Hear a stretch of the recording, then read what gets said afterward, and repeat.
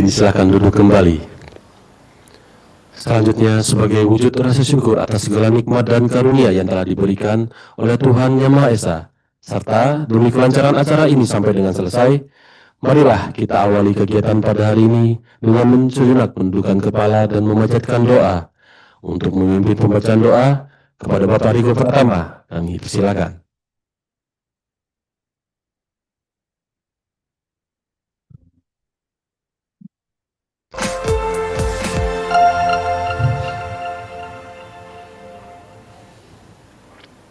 Assalamualaikum warahmatullahi wabarakatuh. Wassalamualaikum warahmatullahi wabarakatuh.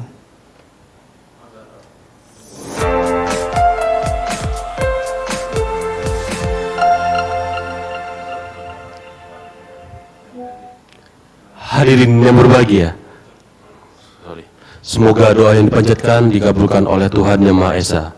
Amin. Hadirin yang berbahagia, mari kita simak bersama sambutan oleh Deputi BPKP Bidang Pengawasan Penyelenggaraan Keuangan Daerah yang sekaligus akan membuka acara workshop ini secara resmi. Kepada Bapak Setio Nugroho, kami mohon perkenannya.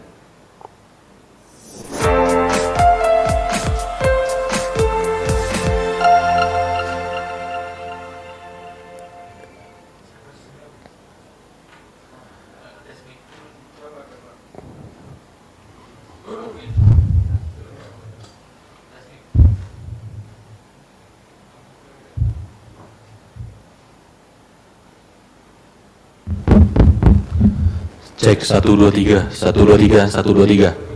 Masuk. Masuk. Acara resmi saya buka.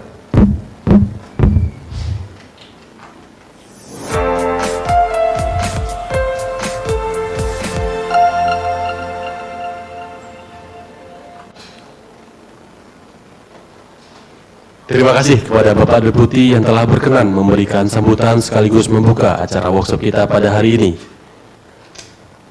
Kami informasikan juga bahwa para peserta dapat mengakses berbagai informasi seputar pengelolaan keuangan desa dengan mengikuti channel YouTube BPKP Deputi PPKD dan Instagram @bpkp_ppkd.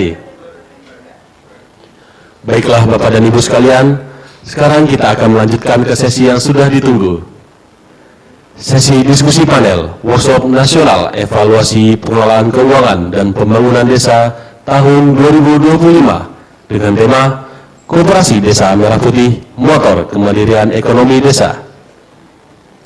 Sesi ini akan dipandu dan dimoderatori oleh Koordinator Pengawasan Direktorat Pengawasan Akuntabilitas Keuangan dan Pembangunan serta Tata Kelola Pemerintahan Desa Wilayah 1. Kepada Bapak Robertus Gatot Megantoro, kami persilakan.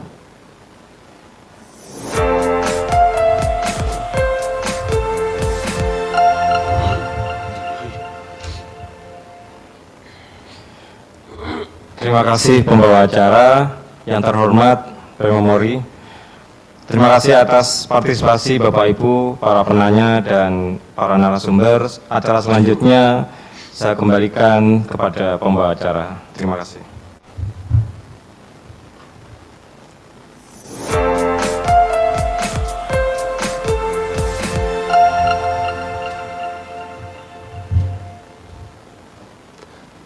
Terima kasih kepada Bapak Robertus Gatot Megantoro yang telah memandu acara diskusi panel.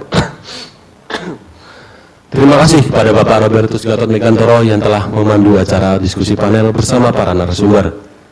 Sekali lagi kami informasikan bahwa daftar hadir dan materi workshop dapat diakses melalui tautan linktree/WS Nasional Desa 2025. Kami informasikan juga bahwa workshop nasional hari kedua akan dilanjutkan esok hari pukul 8 waktu Indonesia bagian Barat yang akan membahas seputar pengelolaan BUM desa. Saya, mewakili penyelenggara acara menghaturkan rasa terima kasih kepada para undangan, narasumber, dan peserta yang telah hadir secara daring dalam rangkaian acara workshop kita pada hari ini. Kami mohon maaf apabila selama penyelenggaraan acara workshop terdapat tutur kata yang kurang berkenan. Jalan-jalan naik bendi, jangan lupa tengok kanan dan kiri. Terima kasih telah ikut acara hari ini. Kami, panitia, mohon undur diri. Mari kita kuatkan sinergi dan kolaborasi pengelolaan keuangan desa untuk desa maju dan berakuntabilitas. Saya Yoka Febriela Dausi, mohon undur diri. Wassalamualaikum warahmatullahi wabarakatuh. Pintu banget ya.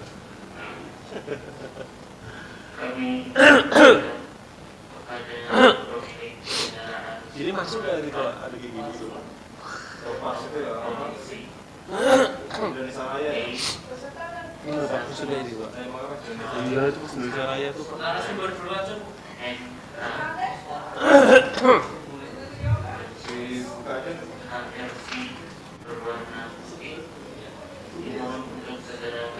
Di save semua atau langsung?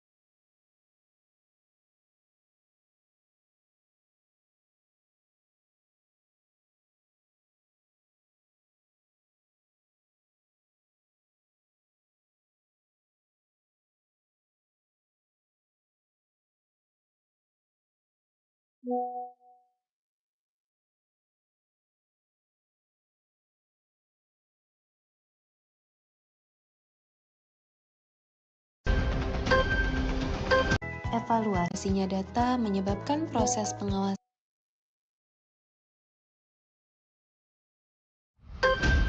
Pendekatan audit berbasis risiko. Penambahan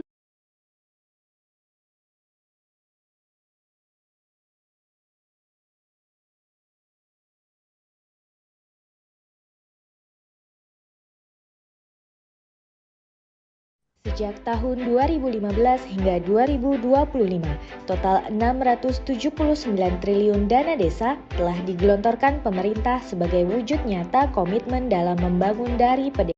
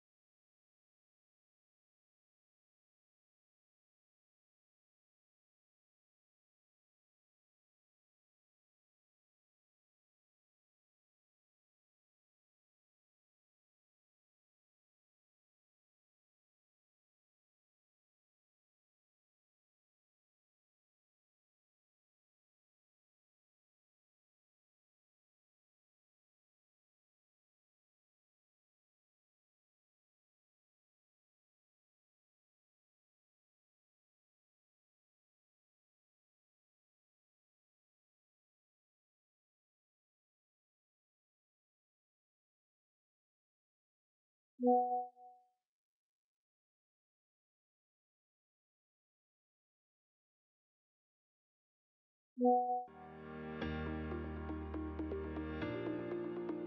kelola pemerintahan yang modern membutuhkan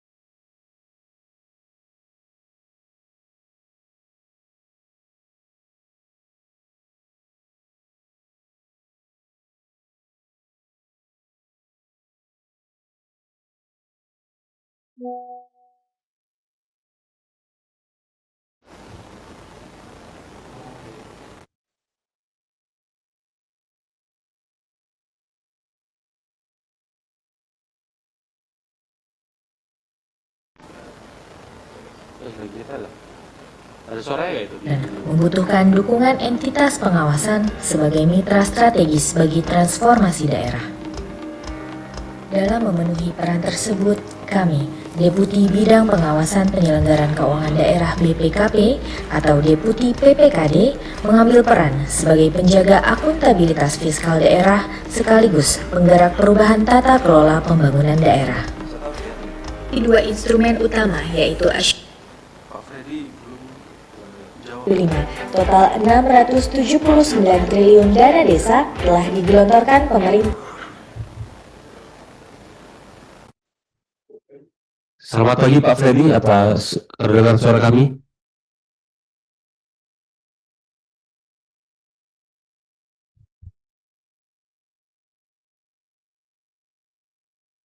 Pak Freddy udah masuk.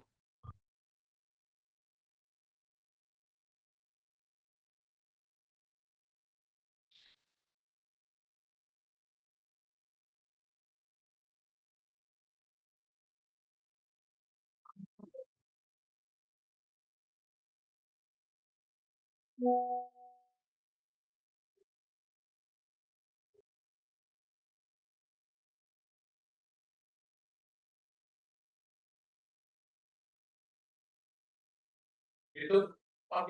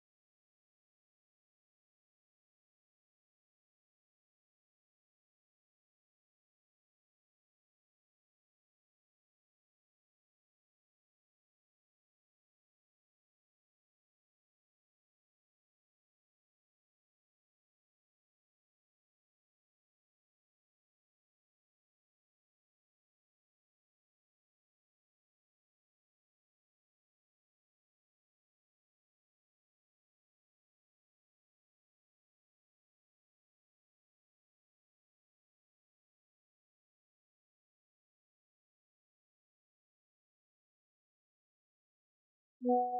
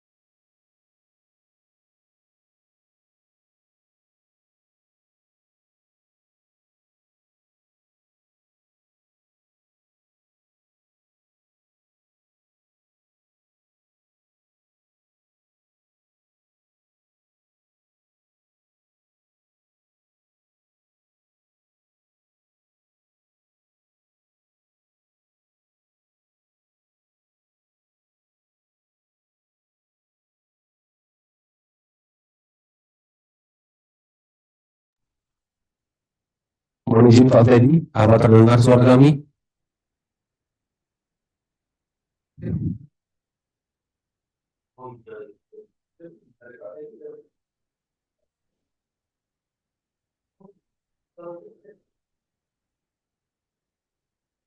Randy apa Freddy? Friendly. Oh, Friendly. Friendly. Mohon izin Pak Friendly, apakah terdengar suara kami? Masuk juga.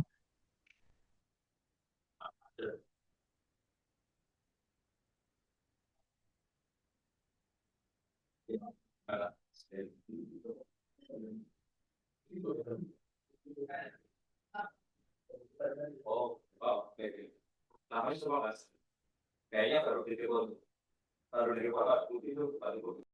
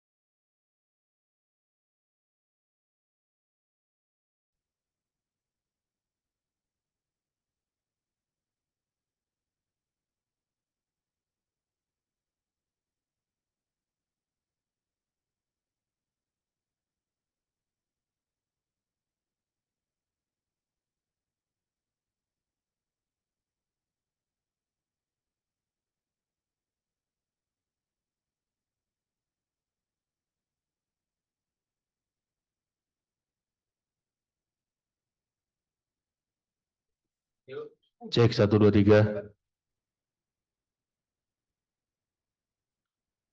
Tes tes. Dengeran, masuk suaranya. Masuk, masuk.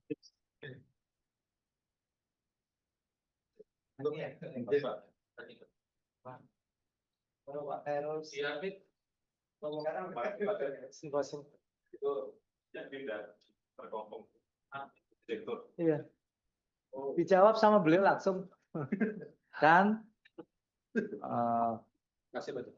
dengan Pak Dirjen. Jadi karena kunjungan kita kan kemarin itu kan, sudah aman lah.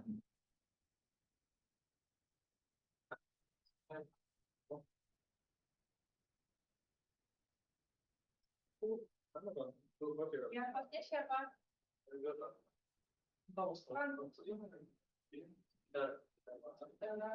Ini Sofi dari yang Sofi dari DPD Kemenkes dan Sampaikan. Sofi. Nanti MB masuk masuk program hasil terpadu cepat. Namanya Ahmad Sofiatul Bana. Nanti lewat pasangan data-datanya coba. Saya audio.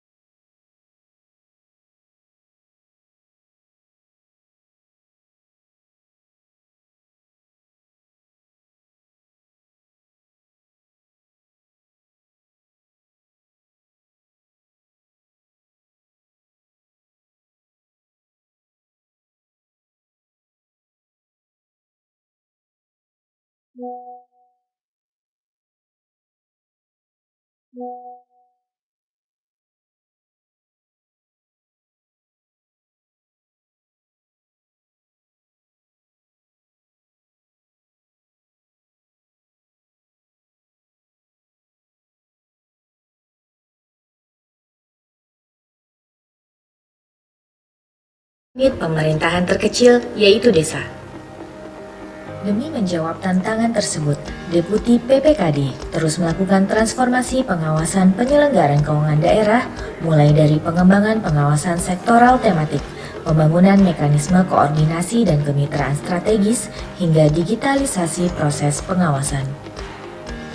Kami juga mendorong core value berakhlak dan perilaku bersih melayani.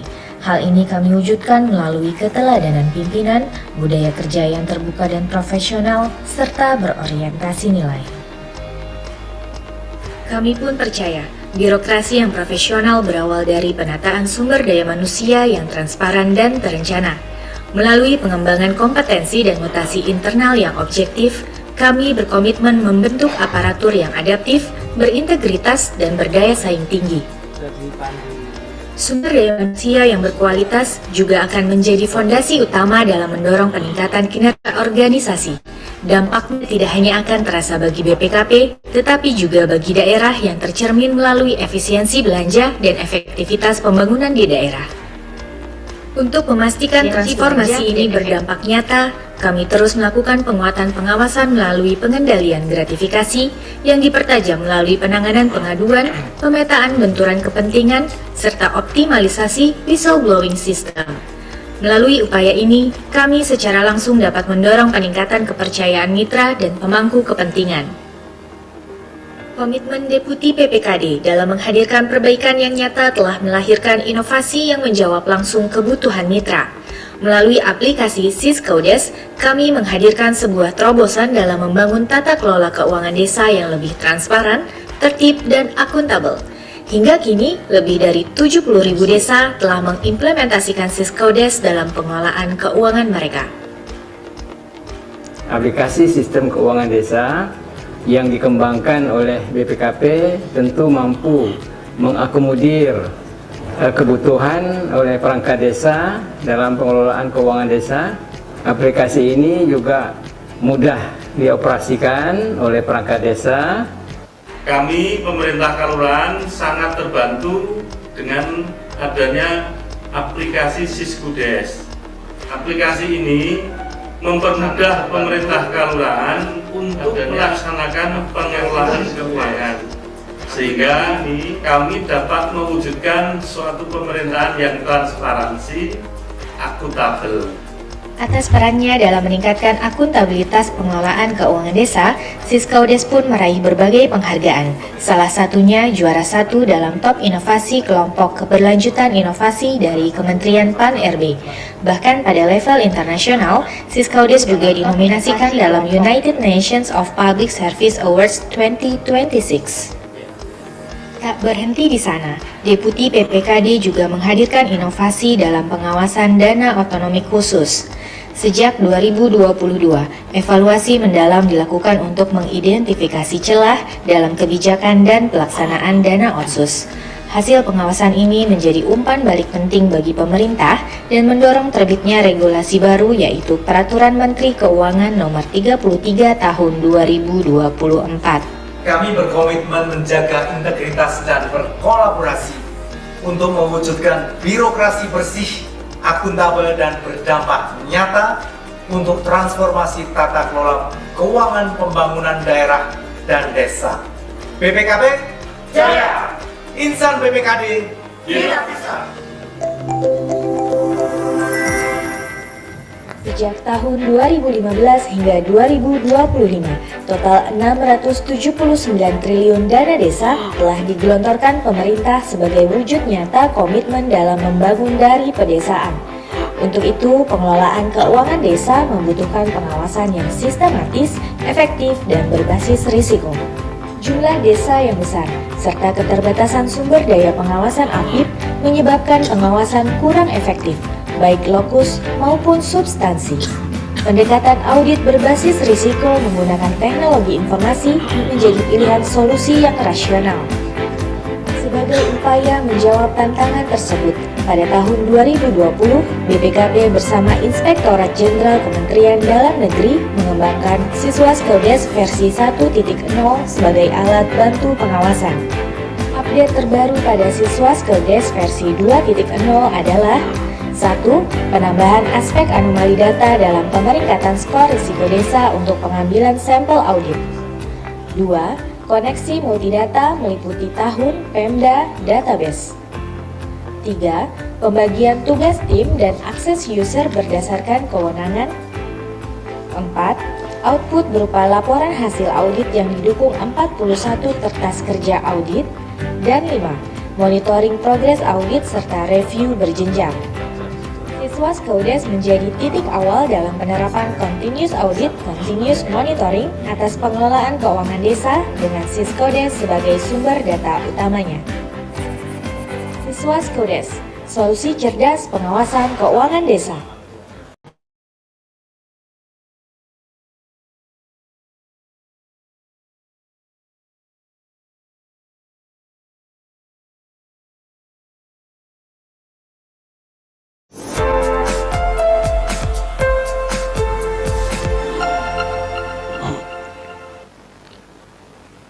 Mohon perhatian, sebelum acara dimulai, kepada seluruh peserta workshop yang hadir melalui Zoom meeting untuk menonaktifkan suara dan mengaktifkan kamera dengan menggunakan virtual background yang telah disediakan selama acara berlangsung.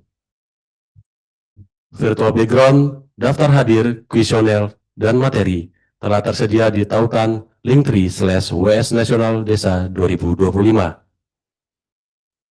Kami informasikan bahwa acara ini dapat disaksikan secara live melalui kanal YouTube BPKP Deputi PPKD.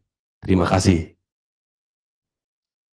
Kami ucapkan selamat datang kepada yang terhormat Deputi BPKP Bidang Pengawasan Penyelenggaraan Keuangan Daerah, Bapak Setio Nugroho.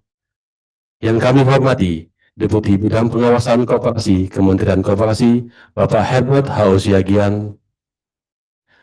Direktur Fasilitasi Pemanfaatan Dana Desa Kementerian Desa dan Pembangunan Daerah Tertinggal, Bapak Freddy P. Sihotang. Direktur Fasilitasi Kerjasama Lembaga Pemerintah Desa dan Badan Permusyawaratan Desa, Ibu Zanaria. Direktur Pengawasan Akuntabilitas Keuangan, Pembangunan dan Tata Kelola Pemerintahan Desa BPKP, Bapak Arman Sari Harahap.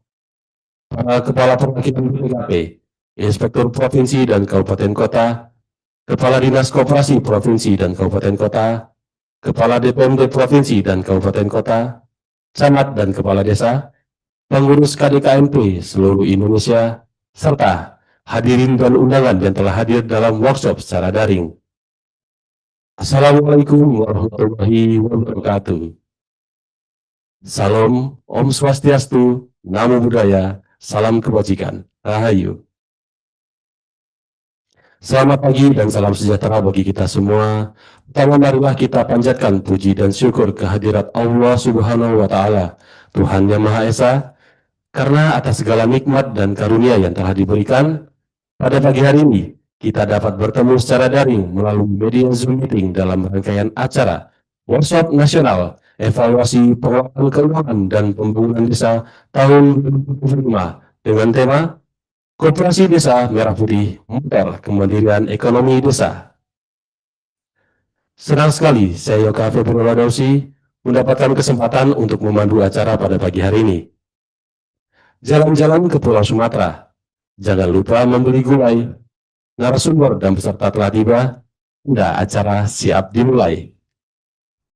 Untuk memulai acara pada pagi hari ini, marilah kita mendengarkan lagu kebangsaan Indonesia Raya dan Mars PPKP. Hadirin dimohon berdiri.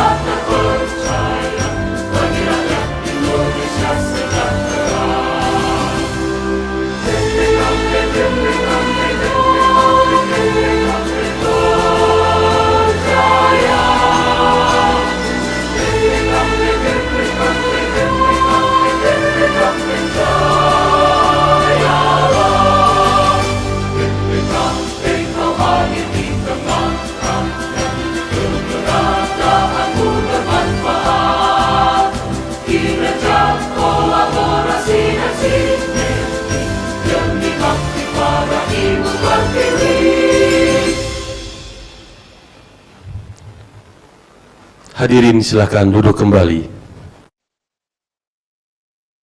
Selanjutnya, sebagai wujud rasa syukur atas segala nikmat dan karunia yang telah diberikan oleh Tuhan Yang Maha Esa, serta demi kelancaran acara pada hari ini sampai dengan selesai, marilah kita awali kegiatan pada pagi hari ini dengan sejenak menundukkan kepala dan memanjatkan doa. Untuk memimpin pembacaan doa, kepada Bapak Niko Pratama, kami persilakan.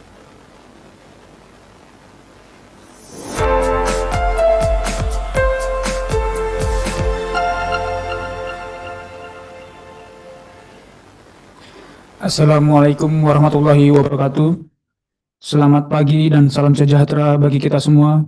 Marilah kita berdoa dengan khusyuk menurut agama masing-masing.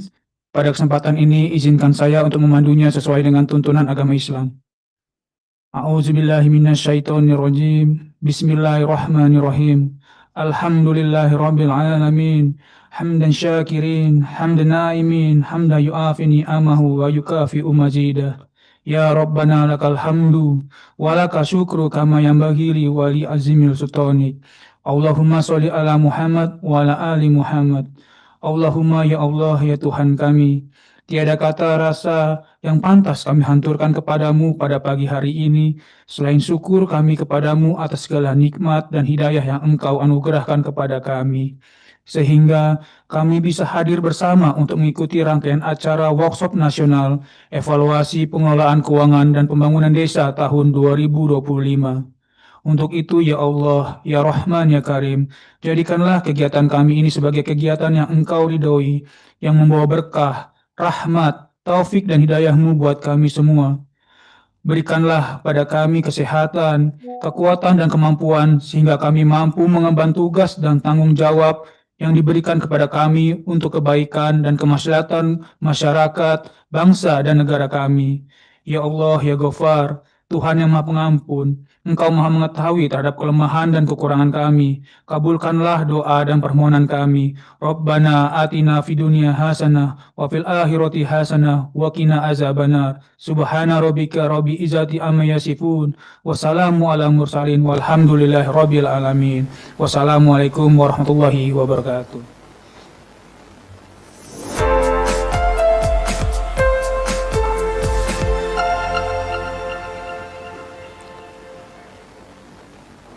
Semoga doa yang dipanjatkan dikabulkan oleh Tuhan Yang Maha Esa. Amin.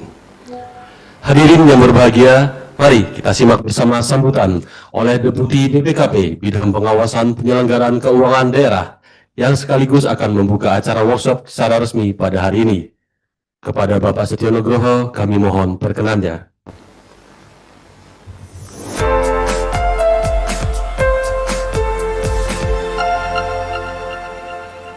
Baik, cek sound apakah suara saya diterima dengan baik? Baik, Assalamualaikum warahmatullahi wabarakatuh.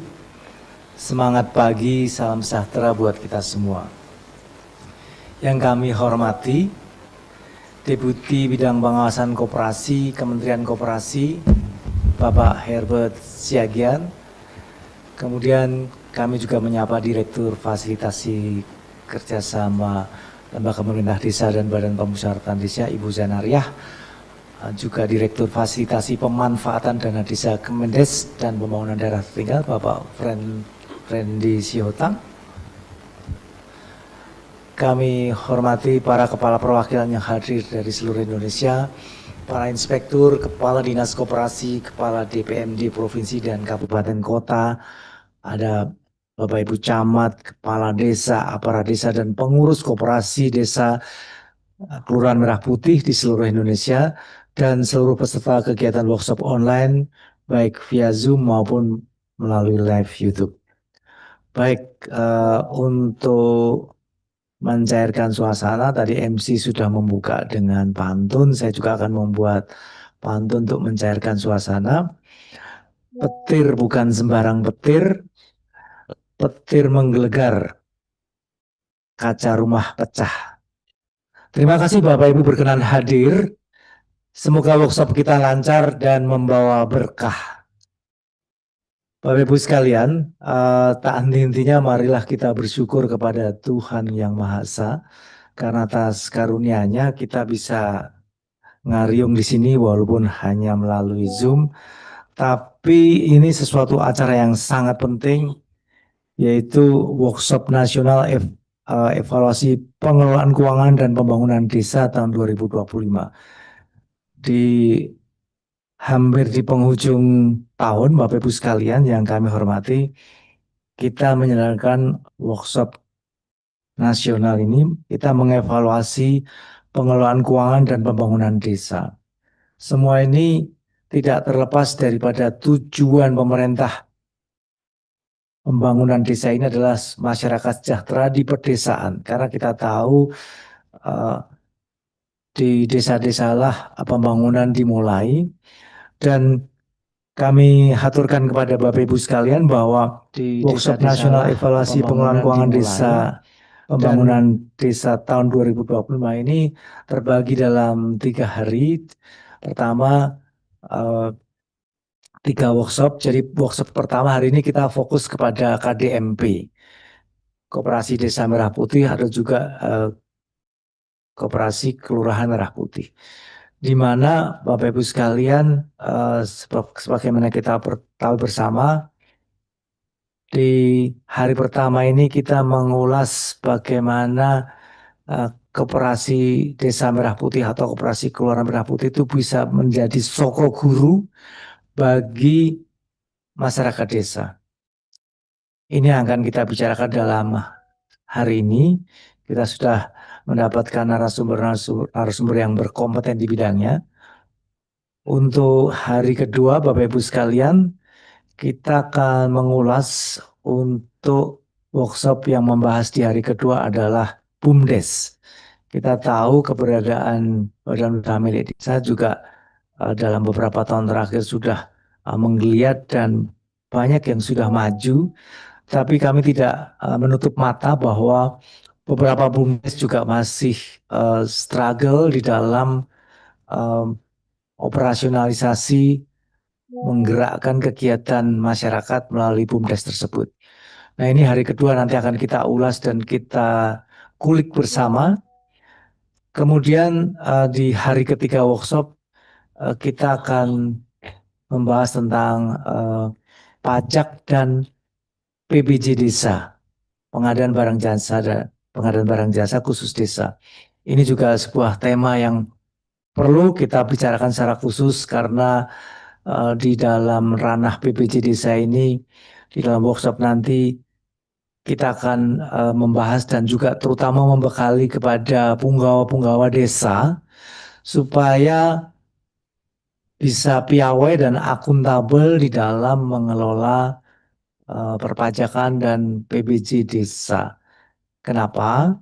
Ini kita angkat juga karena ada beberapa sahabat-sahabat kita, kepala desa dan juga punggawa-punggawa desa, yang mungkin karena ketidaktahuannya, tidak ada mens rea, tetapi kepleset di dalam ranah tindak pidana yang merugikan keuangan negara. Tapi bukan karena mens rea, tapi mungkin karena nggak tahu dan juga kurang mendalami tentang PBJ desa tersebut. Oleh sebab itu, Bapak Ibu sekalian, kami di hari ketiga dalam rangkaian seminar workshop nasional ini kami membahas itu. Ibu Bapak sekalian, di hari pertama ini, khususnya untuk KDMP ini, mari kita bahas bagaimana terkait dengan aspek kelembagaannya, kemudian juga bagaimana operasionalisasinya. Selain kelembagaan operasionalisasi juga mengenai pendanaan, bagaimana mensinkronkan antara dana desa yang memang awalnya sudah diplot untuk pembangunan desa, tetapi karena kebijakan pemerintah kita harus mencari titik equilibrium yang pas, bagaimana dana desa ini bisa beriring bersama, berjalan sehingga baik dana desa untuk pembangunan desanya, para narasumber yang menyampaikan insight, kita bahas bersama sehingga KDMP ini bisa sukses di dalam operasionalisasi nanti, dan utamanya adalah menjadi soko guru untuk kemakmuran dan kesejahteraan masyarakat di pedesaan. Ibu bapak sekalian, itu yang kami haturkan. Jadi ini sebagai rangkaian workshop 3 hari berturut-turut, dan kami berharap Bapak Ibu bisa mengikuti dengan seksama untuk menggunakan sesi workshop ini sebagai sebuah ajang yang sangat berharga, yang sangat bermanfaat, sangat fruitful, karena ada banyak sharing yang bisa disampaikan. Kita bisa berbagi pengalaman, pengetahuan, dan praktik terbaik dalam pengembangan dan operasionalisasi KDMB ini. Melalui operasionalisasi yang baik, KDMB bisa menghadirkan kemandirian ekonomi desa yang berkeadilan dan berkelanjutan. Bapak Ibu sekalian, dengan mengucap syukur dan puji syukur kepada Tuhan Yang Maha Esa, maka dengan ini workshop nasional evaluasi pengelolaan keuangan dan pembangunan desa Indonesia tahun 2025 secara resmi dibuka. Terima kasih. Wassalamualaikum warahmatullahi wabarakatuh.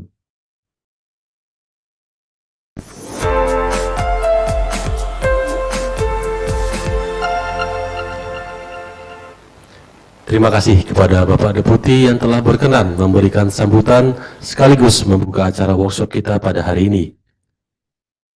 Kami informasikan juga bahwa para peserta dapat mengakses berbagai informasi seputar pengelolaan keuangan desa dengan mengikuti channel YouTube BPKP Deputi PPKD dan Instagram @bpkp_ppkd. Baiklah Bapak dan Ibu sekalian, sekarang kita akan melanjutkan ke sesi yang sudah ditunggu.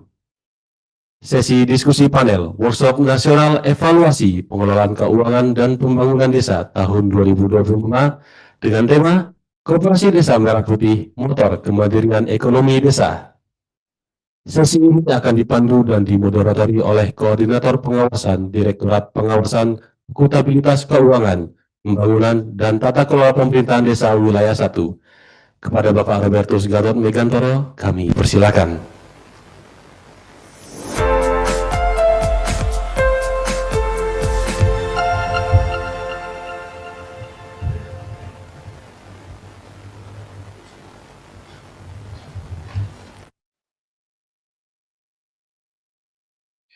Terima kasih Mas Yuka pembawa acara. Assalamualaikum warahmatullahi wabarakatuh. Om Swastiastu, Namo Buddhaya, salam kebajikan, rahayu, rahayu, rahayu. Yang kami hormati Deputi Pengawasan Bidang Penyelenggaraan Keuangan Daerah, Bapak Setia Nugraha, para narasumber dari Kementerian Koperasi, Kementerian Desa PDT, dan Kementerian Dalam Negeri yang telah berkenan hadir dalam acara Zoom kali ini. Para Kepala Perwakilan seluruh Indonesia, Kepala Perwakilan BPKP seluruh Indonesia, para Inspektur Provinsi, Kabupaten, dan Kota, para Kepala Dinas Pemberdayaan Masyarakat Desa Provinsi, Kabupaten, Kota, Kepala Dinas Koperasi Provinsi, Kabupaten, Kota, Camat, Kepala Desa, aparat perangkat desa, para pengurus KDMB, dan seluruh peserta yang hadir melalui Zoom dan melalui channel YouTube. Izinkan saya memperkenalkan diri, saya Robertus Gatot Megantoro, selaku Koordinator Pengawasan Akuntabilitas Keuangan Pembangunan dan Tata Kelola Pemerintah Desa Wilayah 1, akan memandu diskusi paparan dari para narasumber terkait workshop nasional dana desa hari pertama yang mengambil tema Koperasi Desa Merah Putih sebagai motor kemandirian ekonomi desa.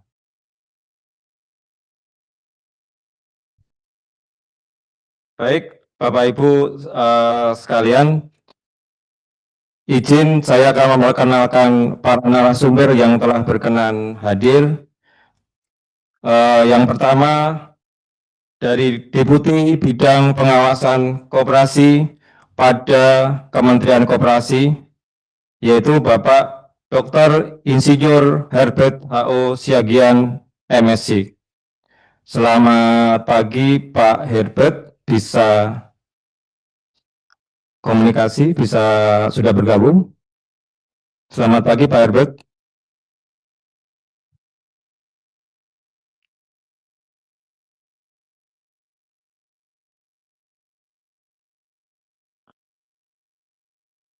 Oke, nanti mungkin nyusul. Berikutnya Pak Fendi Parulian Siotang, selaku Direktur Fasilitasi Pemanfaatan Dana Desa dari Kementerian Desa PDT. Selamat pagi Pak Fendi. Selamat pagi Pak Robertus. Selamat pagi Pak Fendi. Yang ketiga, Ibu Dr. Insinyur Ibu Sanariah dari Direktur Fasilitasi Kerjasama Lembaga Pemerintah Desa dan Badan Permusyawaratan Desa Kementerian Dalam Negeri. Selamat pagi Ibu Sanariah. Selamat pagi Bu, terima kasih sudah bergabung. Dan dari Deputi Pengawasan Penyelenggaraan Keuangan Daerah Bapak Setia Nugraha. Oke, baik Bapak Ibu para narasumber dan peserta workshop, akan saya sampaikan tata cara paparan dan diskusi selama kurang lebih 3 jam ya. Nanti kita maksimalkan sampai jam 12.30. Kita akan adakan paparan dan diskusi. Kemudian masing-masing narasumber akan diberikan waktu kurang lebih 20 menit. Ya, nanti akan saya ingatkan kalau memang waktunya sudah mendekati 20 menit. Setiap diskusi panel dan tanya jawab diharapkan seluruh narasumber dapat membersamai bersama workshop ini sampai selesai, karena akan ada sesi tanya jawab dari para peserta dan nanti bisa diberikan respon dan tanggapan dari masing-masing narasumber. Baik, untuk diskusi nanti para peserta bisa menyampaikan pertanyaan atau tanggapan melalui fitur raise hand di Zoom atau melalui fitur chat di Zoom dan Slido, aplikasi Slido yang telah disediakan melalui link tree yang tersedia. Baik Bapak Ibu peserta workshop dan para narasumber yang terhormat, seperti diketahui bahwa pemerintah tahun ini telah menerbitkan 2 instruksi Presiden nomor 9 dan nomor 17 tahun 2025 yang memberikan mandat untuk pembentukan koperasi merah putih, ya, baik desa maupun kelurahan, dan percepatan pembangunan gerai KDMP. Tentunya dengan pembangunan atau percepatan pembentukan KDMP tersebut juga semakin menegaskan pentingnya KDMP dalam meningkatkan ketahanan ekonomi desa dan kemandirian ekonomi masyarakat, khususnya di desa. Tetapi ke depan tantangannya juga semakin banyak ya, jadi aspek manajerial, kelembagaan, dan pembiayaan. Dan dari hasil pengawasan BPKP juga mengidentifikasi masih ada permasalahan dan risiko-risiko yang harus diantisipasi sejak awal terkait pembentukan dan operasionalisasi KDMP. Oleh karena itu, maka pada workshop hari ini kami mengundang narasumber yang akan mengupas secara tuntas dan memberikan solusi, semoga bisa memberikan insight-insight baru kepada teman-teman, khususnya para perangkat desa dan teman-teman pengurus KDMP, sehingga bisa ke depan program KDMP ini bisa berjalan dengan lancar. Tidak berpanjang lebar, langsung untuk sesi pertama ini kami memberikan kesempatan kepada Bapak Deputi Bidang Pengawasan Penyelenggaraan Keuangan Daerah kepada Bapak Dr. Setianugroho, SC, MBA, MIBA, kami persilahkan. Waktu 20 menit, Bapak Deputi, silakan. Terima kasih.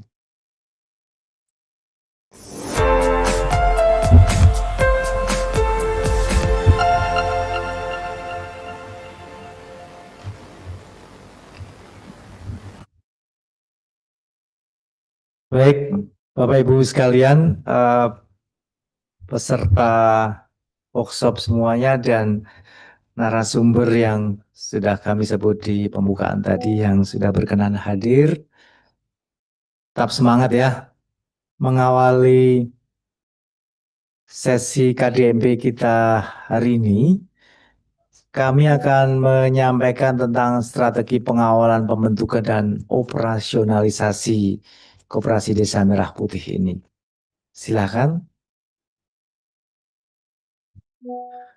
Bapak Ibu sekalian, terkait kondisi pembangunan ekonomi desa yang masih stagnan, kita bisa melihat bahwa dari angka 12,58 juta atau 11% penduduk desa berada di bawah garis kemiskinan, di mana pendapatan per kapita hanya kurang dari 600.000 rupiah.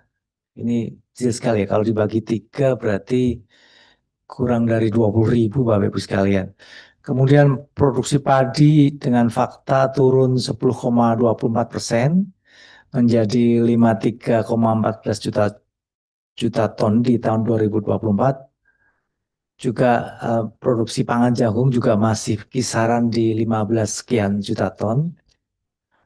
Kemudian tingkat setengah menganggur di pedesaan meningkat dari tahun 22 8,25% menjadi 10,6% di tahun 2024.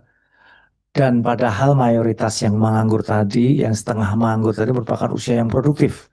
Rantai pasok distribusi pertanian yang panjang dan praktek tengkulak itu cukup parah yang masih menghinggapi di permasalahan di ekonomi desa. Dengan demikian, strategi pengawalan yang kami aturkan ini berangkat dari mengatasi kondisi tersebut dan juga kita melihat urgensi dan dinamika program KDMP sendiri, karena KDMP menyerap sumber daya yang besar yang diestimasikan ada 240 triliun yang akan digelontorkan di sana, sehingga ini dana yang sangat besar itu harus dipastikan tepat dan akuntabel. Kemudian Bapak Ibu sekalian, implementasi KDMP ini menjadi salah satu fokus dan prioritas utama Presiden untuk pemerataan ekonomi desa. Jadi Presiden sangat concern dengan KDMP ini. Kemudian intervensi sejenis, ini urgensinya juga perlu kita bahas karena ada KUD, ada berdampingan dengan BUMDes, koperasi yang existing.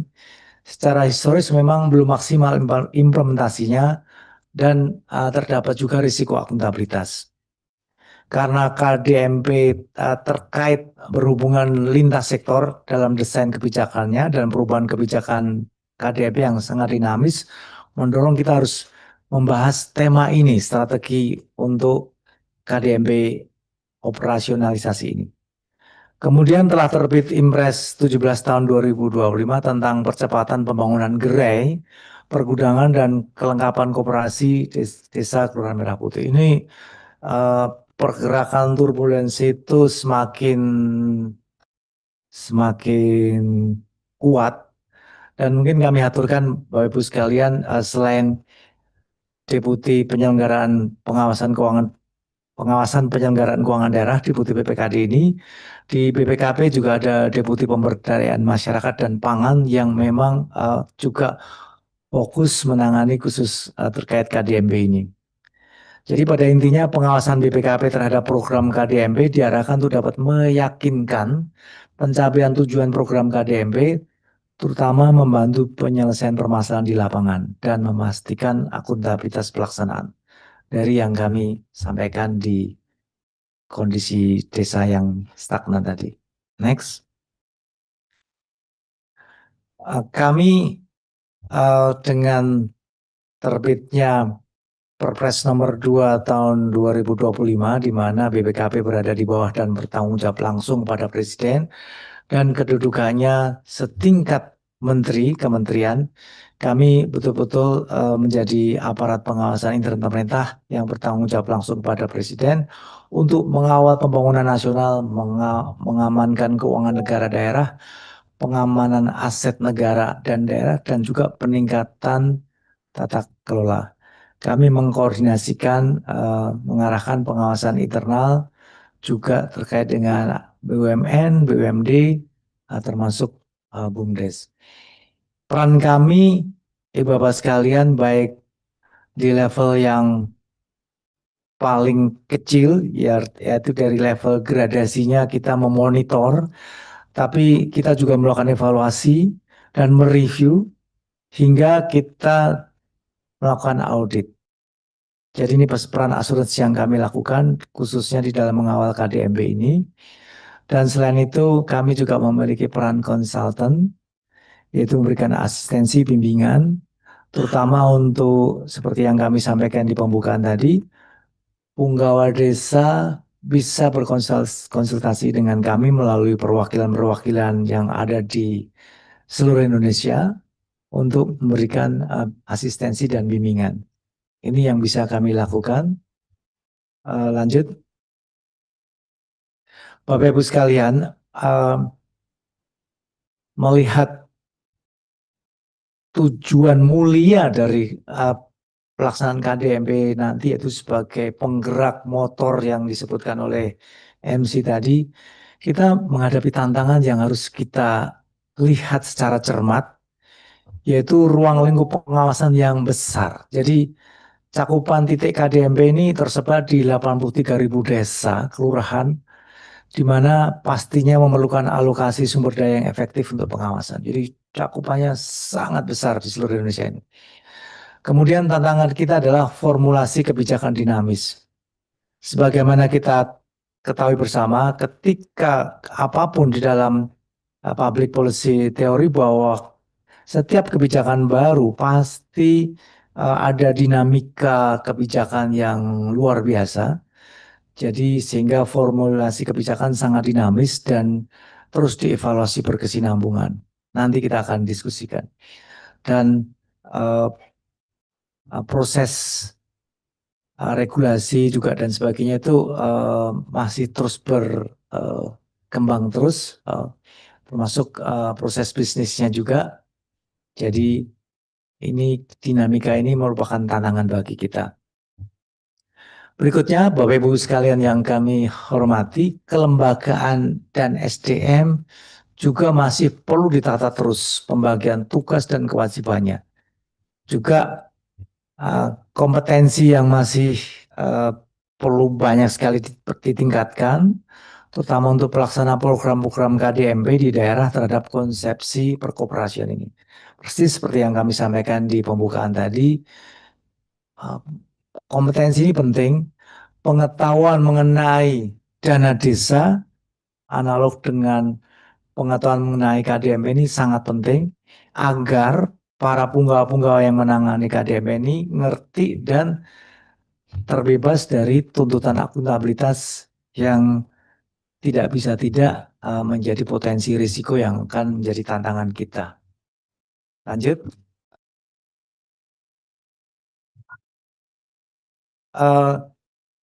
Kami menyusun desain strategi pengawalan KDMB ini. Pertama, memang harus berbasis risiko.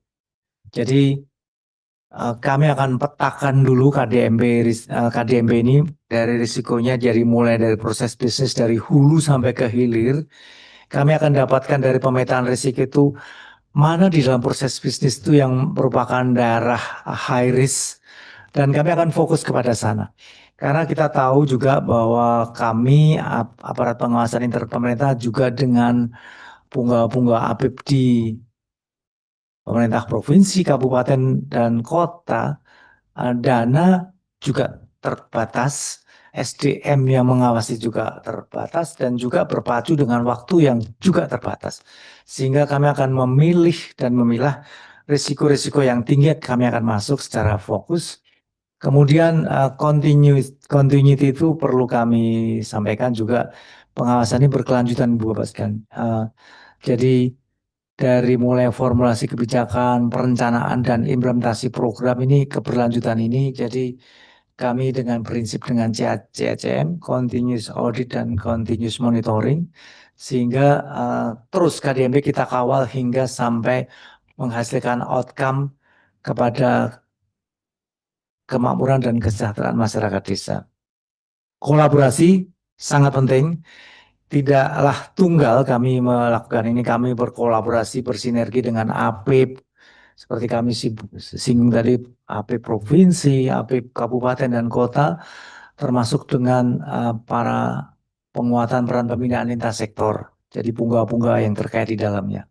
Transparansi program, kami terus mendorong pengembangan saluran pemantauan partisipatif yang melibatkan lintas sektor termasuk masyarakat, mendorong pencatatan dan pelaporan program yang integratif berbasis digital. Ini tidak bisa kita pungkiri, eranya sudah maju sekali teknologi informasi, sehingga kami juga menggunakan basis digital information. Pendeknya, pengawasan terhadap program KDMB harus mampu menyampaikan masukan strategis untuk meyakinkan tujuan mulia program KDMB, yaitu pemerataan ekonomi dan kesejahteraan masyarakat desa, dapat diwujudkan. Kemudian hasil pengawasan harus dapat membantu penyelesaian permasalahan-permasalahan di lapangan yang kami aturkan di slide sebelumnya, dan memastikan setiap rupiah keuangan negara yang terbatas telah digunakan secara akuntabel. Jadi sumber daya uang tadi 240 triliun itu semuanya betul-betul teralokasikan dan akuntabel. Karena Ibu Bapak sekalian, kami juga ingatkan, akuntabilitas tetap nomor 1. Jadi tidak ada karena ketergesaan karena program ini kemudian akuntabilitas ditiadakan, tidak bisa. Karena saudara-saudara kita dari aparat penegak hukum tetap melihat bahwa apakah ada pelanggaran hukum di sana, apakah ada kerugian keuangan negara dan seterusnya, sebagai mana dinyatakan di dalam undang-undang tidak pidana korupsi. Next. Bapak-Ibu sekalian, terkait dengan hasil pengawasan program KDMB di triwulan 3, sebagaimana dari hasil pengawasan kami pada 470 desa kelurahan di 69 kabupaten kota yang kami lakukan sampling atau uji petik, ini kondisi tahapan pembentukan KDMB, terutama di dalam keandalan sosialisasi dalam meningkatkan pemahaman ini juga masih ada ceruk yang perlu kita tingkatkan. Kemudian juga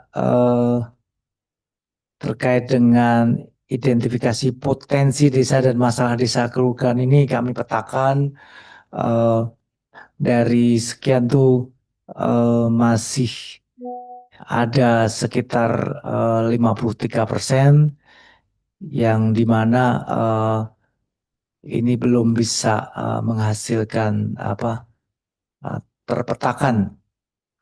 Kemudian musyawarah desa kelurahan telah menyepakati hasil pokok materi anggaran, ini juga dari data ini.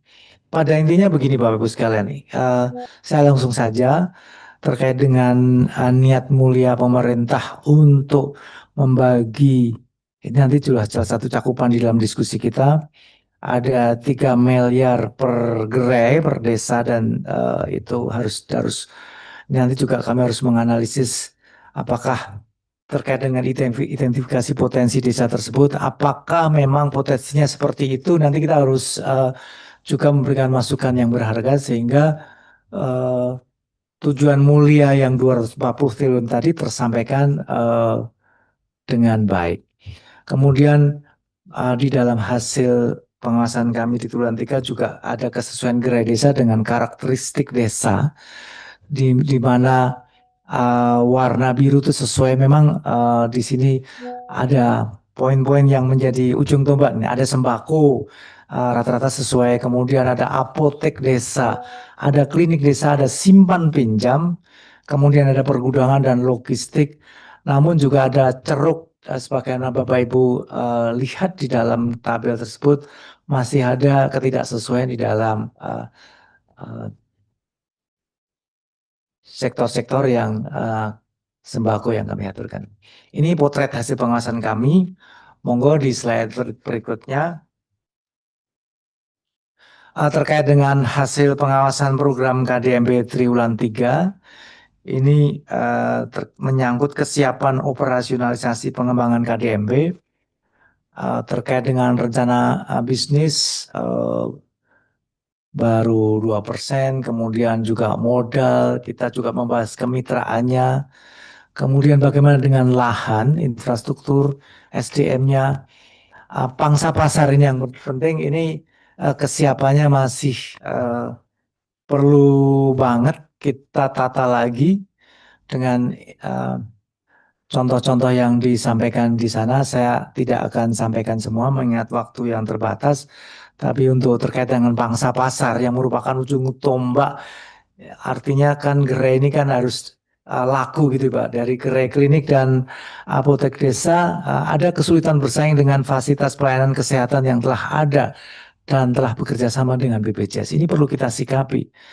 Kemudian gerai pergudangan cold storage belum sesuai dengan kondisi desa. Kemudian gerai-gerai yang beririsan dengan unit usaha BUMDes tadi yang akan kita bahas di. Nah, ini workshop ini sangat bermanfaat. Silakan Bapak sekalian, kami akan menerima masukan untuk efektif tujuan dari KDMB ini. Monggo lanjut. Masih terkait dengan hasil pengawasan peran Pemda. Ini memang tidak bisa dipungkiri bahwa dukungan fasilitasi pendampingan Pemda dalam penganggaran untuk pembentukan KDMB sesuai Impres 9 2025 masih belum optimal, dan ini kami juga melalui kolaborasi kami dengan Kemendagri, kami terus remind bahwa KDMB ini kan sebagai sebuah entitas yang baru lahir yang perlu didampingi dan ibarat anak kecil yang memang masih perlu dititah untuk supaya bisa berjalan dan berlari hingga efektif nantinya. Ini terkait fasilitasi pendampingannya, bagaimana persiapan dan sosialisasi. Ini juga secara umum yang warna biru memadai, kemudian yang warna orange belum memadai. Kemudian bagaimana juga fasilitasi pendampingannya ini justru dominan belum memadai. Fasilitasi pembuatan akta notaris dan pendaftaran badan hukum masih ada ceruk yang belum memadai. Penyediaan anggaran Bapak Ibu sekalian, pengesahan badan ada 57 sekian persen yang belum memadai. Izin Pak Deputi, waktu tinggal 3 menit. Oke, baik, kami. Berikutnya, terima kasih untuk yang pas ya penutup. Jadi dari hasil pengawasan kami Bapak sekalian, dan ini tema kami adalah strategi awal bagaimana nih KDMB supaya operasionalisasi berjalan lancar. Mengingat program KDMB merupakan perwujudan ekonomi secara sesuai konstitusi, perlu sekali komitmen bersama yang besar untuk menjaga akuntabilitas tata kelola program agar cita-cita besar kesejahteraan masyarakat desa terwujud.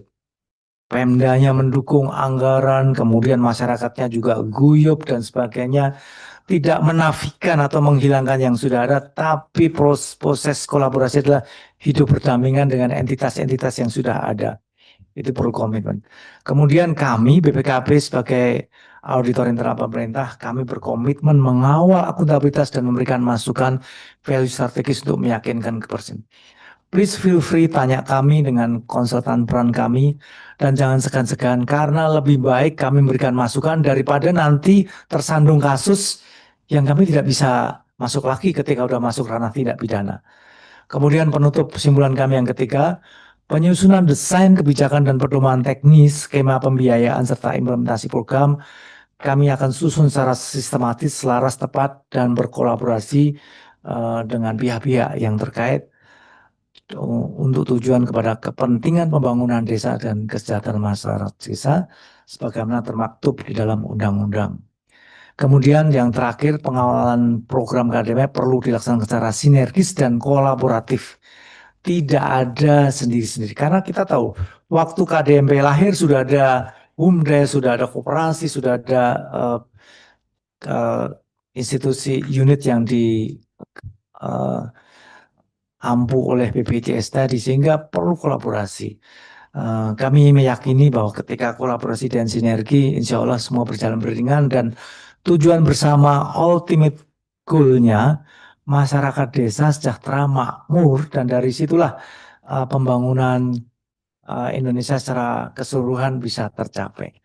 Demikian Ibu Bapak sekalian, 20 menit yang disediakan sudah kami sampaikan, dan terima kasih untuk atensi dan semangat Bapak Ibu sekalian untuk menyimak sesi ini dan nanti sesi-sesi selanjutnya.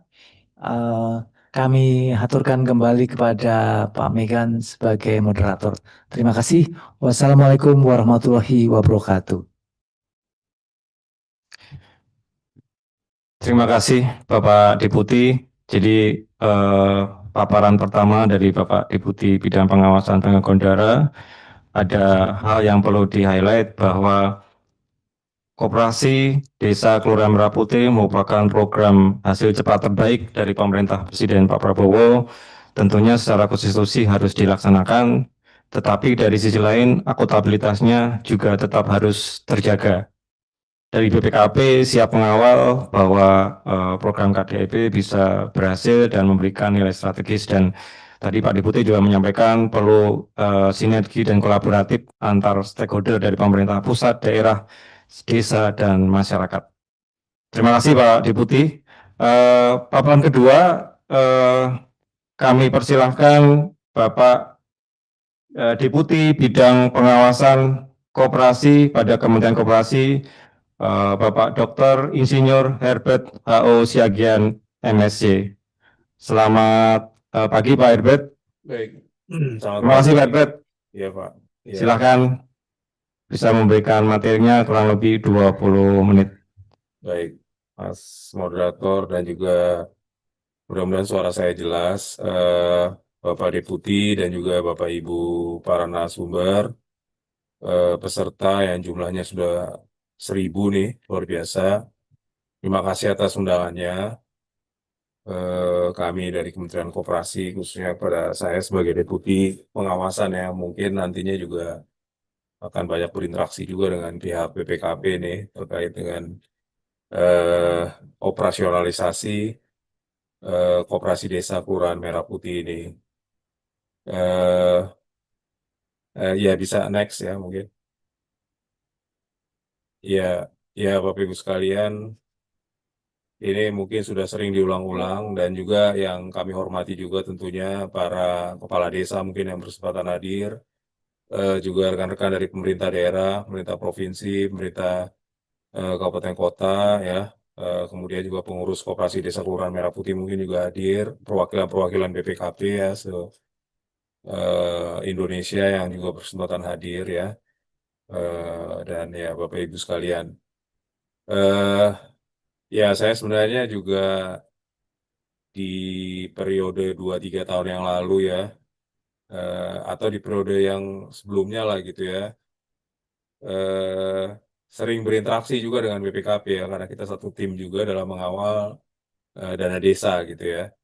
Waktu itu hari saya di Kementerian Koordinator Bidang Pembangunan Manusia dan Kebudayaan ya, sebagai asisten deputi pemberdayaan desa. Jadi saya mengawal dana desa waktu itu hari di kementerian yang lama gitu. Nah saat ini mengawal menjadi bagian ya pihak yang mengawal program Koperasi Desa Kelurahan Merah Putih, jadi desa lagi gitu, tapi sekarang koperasinya gitu. Jadi juga dengan teman-teman BPKP, saya berharap juga dukungan BPKP ya nanti pada waktunya ya, atau mulai saat ini kita bisa bersama-sama Pak, agar program KDKMP ini yang merupakan proyek strategis nasional ya atau PSN ini bisa berjalan dengan akuntabel ya, dan tata kelola yang baik lah seperti itu. Nah, ini merupakan program strategis nasional, kemudian juga merupakan ya tentunya implementasi dari Astas Cita Bapak Presiden Prabowo. Mungkin dilanjutkan supaya waktunya bisa. Nah, ya tadi juga mungkin udah disampaikan dari Bapak Deputi sebelumnya bahwa tujuan dari Koperasi Desa Kelurahan Merah Putih ini apa? Secara umum tuh menjadi agregator, konsolidator, dan akselerator atau mempercepat ya mesin percepatan ekonomi kerakyatan ya. Sasaran utamanya tentunya untuk peningkatan kesejahteraan masyarakat ya. Kita tahu masyarakat di desa dan kelurahan ini ya itu umumnya bergerak di sektor real ya, pertanian ya, perikanan ya. Tetapi juga ada juga di perdagangan ya. Dan juga dalam situasi yang sudah semakin membaik, tetapi masih dalam situasi yang teman-teman kita ini situasi yang kondisi miskin lah seperti itu ya, dalam kriteria yang berlaku gitu. Kemudian juga dalam ini juga sasaran utamanya juga untuk ketahanan pangan sebenarnya. Jadi supaya kita juga jangan fokus di koperasi. Koperasi ini sebenarnya hanya sebagai sebuah wahana ya. Koperasi ini wahana gitu ya. Jadi dia apa? Bukan sebuah tujuan akhir gitu koperasi ini. Koperasi ini menjadi sebuah wahana untuk ini beberapa peningkatan kesejahteraan, ketahanan pangan ya. Kemudian juga pemerataan ekonomi dan juga kemandirian anggota masyarakat. Jadi anggota masyarakat atau anggota koperasi itu diharapkan nantinya bisa menjadi anggota yang mandiri karena dia bisa menjadi UMKM ya dengan memanfaatkan koperasinya ya dalam bisa dengan menjual produk-produk hasil dari anggota tersebut ke koperasi ya, bisa juga dengan membeli berbagai macam bahan baku ya, atau input pertanian misalnya, atau mungkin bahan baku untuk melaut atau nelayan misalnya di koperasinya, sehingga dia bisa menjadi mandiri ya. Itu kira-kira sasaran utamanya. Next.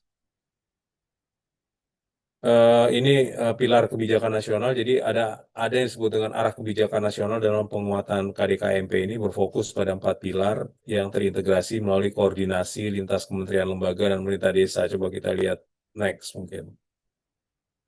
Nah, ini ada yang pertama tentunya kelembagaan dan tata kelola ya. Memang ada kesan ini top down ya, kemudian juga keburu-buru gitu ya. Hanya dalam waktu dari bulan Maret sampai Juli itu telah terbentuk 82.000 koperasi desa kelurahan Merah Putih seluruh Indonesia gitu kan. Kok buru-buru bener ada apa gitu kan. Wah, ini pro kontranya juga sangat tinggi nih Bapak Ibu sekalian gitu ya. Terus mulai dari bulan Juli sampai saat ini ya, itu mulai dibangun gitu ya, gudang dan gerai gitu ya. Saat ini mungkin kalau berdasarkan hitungan sudah hampir 20.000 ya, atau sekitar ya hampir 20-an ribu lah, mulai dibangun gudang dan gerai dari 80.000 koperasi desa kelurahan Merah Putih tersebut gitu ya. Dan itu tadi yang saya sampaikan Pak Deputi, satu gudang dan gerai itu, satu unit gudang dan gerai itu, satu paket unit gudang gerai itu nilainya sebesar 3 miliar gitu ya. Itu langsung dilakukan ada semacam penunjukan karena proyek strategis nasional, jadi dimungkinkan untuk dilakukan penunjukan langsung kepada sebuah BUMN bernama PT Agrinas Pangan dan mendapatkan perbantuan dari bapak-bapak dan ibu-ibu, mungkin juga ada TNI ya, Tentara Nasional Indonesia ya. Nah, jadi teman-teman di desa, apakah itu Bapak Kepala Desa dan Ketua Koperasi Desa Kelurahan Merah Putih, mungkin juga bisa bersama-sama ikut bahu-membahu ya, saling membantu, bergotong royong ya, dengan PT Agrinas Pangan Nusantara sebagai pelaksana pembangunan gudang dan gerai, bersama-sama dengan TNI ya, untuk melakukan pembangunan. Karena pembangunan tersebut satu unit itu membutuhkan waktu 12 minggu gitu ya. Dan kita harapkan bulan Maret tahun 2026, 80.000 gerai ini sudah terbangun. Jadi itu dalam konteks pilar kelembagaan dan tata kelola, ada percepatan pembentukan, legalitas dan regulasi afirmatif ya. Kemudian juga ada penguatan SDM. Saat ini juga sedang dilakukan pelatihan-pelatihan secara menyeluruh ya. Tahap ini itu dilakukan terhadap pengurus dulu, dan pengurus juga dilakukan sebagian ya terhadap Koperasi Desa Kelurahan Merah Putih. Jadi dilakukan pelatihan kepada pengurus yang jumlahnya itu sekitar 160-170-an ribu orang. Saat ini sedang dilakukan ya. Termasuk juga pendamping-pendamping koperasi yang disebut dengan Project Management Office dan Business Assistant ini juga sedang dilatih yang jumlahnya 9.000 orang gitu. Jadi itu ada penguatan SDM. Nah, berikutnya mungkin, nah ini jadi next. Oke, dalam konteks operasional, Bapak Ibu sekalian, memang sudah ada koperasi yang beroperasi secara bisnis. Itu sudah ada ya, tetapi memang jumlahnya masih belum banyak. Mereka sudah melakukan transaksi-transaksi bisnis yang menjual produk-produk atau komoditi-komoditi di gerainya, atau mereka juga membeli barang-barang dari BUMN, itu sudah ada gitu. Tetapi memang belum banyak. Mereka juga belum banyak membeli barang-barang yang dari pasti BUMN, itu seluruh sudah ada gitu. Koperasi Desa Kelurahan Merah Putih yang saat ini sudah berdiri itu akan dibangun gudang dan gerai yang tadi nilainya sebesar 3 miliar. Nah, untuk koperasi-koperasi Desa Kelurahan Merah Putih yang sudah mampu untuk memulai gitu ya, untuk memulai di luar nanti disediakan gudang dan gerai, itu memang sudah ada beberapa koperasi yang beraktivitas gitu ya. Dia menjual sembako, menjual gas melon ya, menjual beras ya, itu sudah ada gitu ya. Dan bahkan dia juga ada, mereka menampung ya hasil produksi dari desanya gitu ya. Misalnya ada menampung beras ya, kemudian menampung juga hasil perikanan ya. Gudangnya digunakan untuk pendingin dari hasil tangkapan di laut, melaut ya. Itu menjadi pendingin atau cold storage. Itu sudah ada untuk koperasi-koperasi yang memang sudah bisa bekerja secara mandiri, tapi memang belum banyak jumlahnya gitu ya. Kita mengidentifikasi mungkin sekitar 1.000 atau 2.000 koperasi itu sudah mulai bergerak secara mandiri ya. Meskipun mereka juga nanti akan mendapatkan fasilitas gudang dan gerai yang merupakan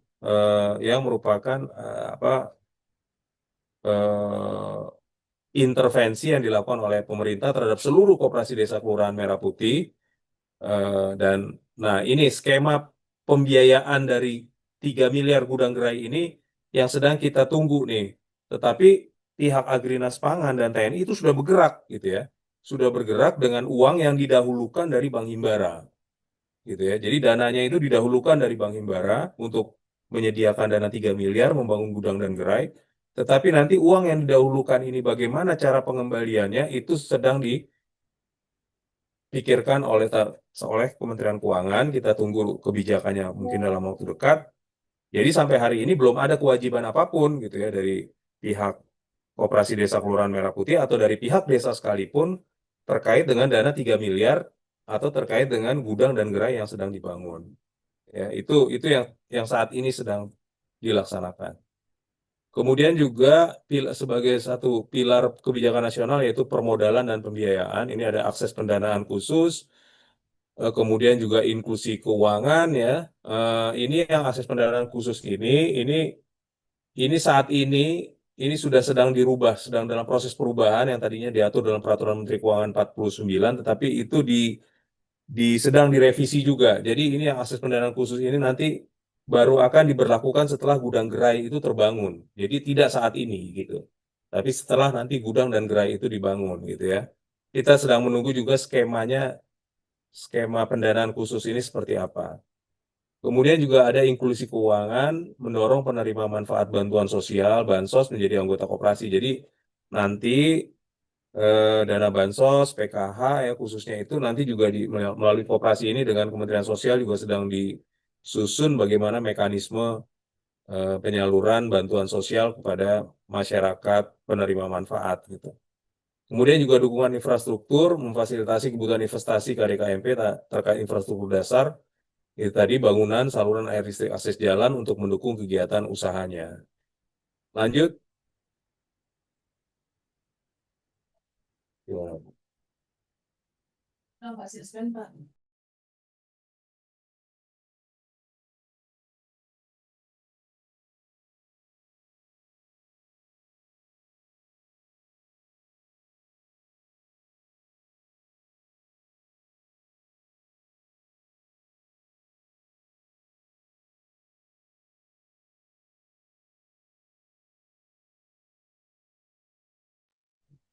Baik, saya lanjutkan sedikit, saya lanjutkan lagi. Kemudian juga digitalisasi usaha ya. Saya sambil tadi ada ini jelaskan sedikit. Next. 3 pilar pilar pengembangan usaha dan juga pasar.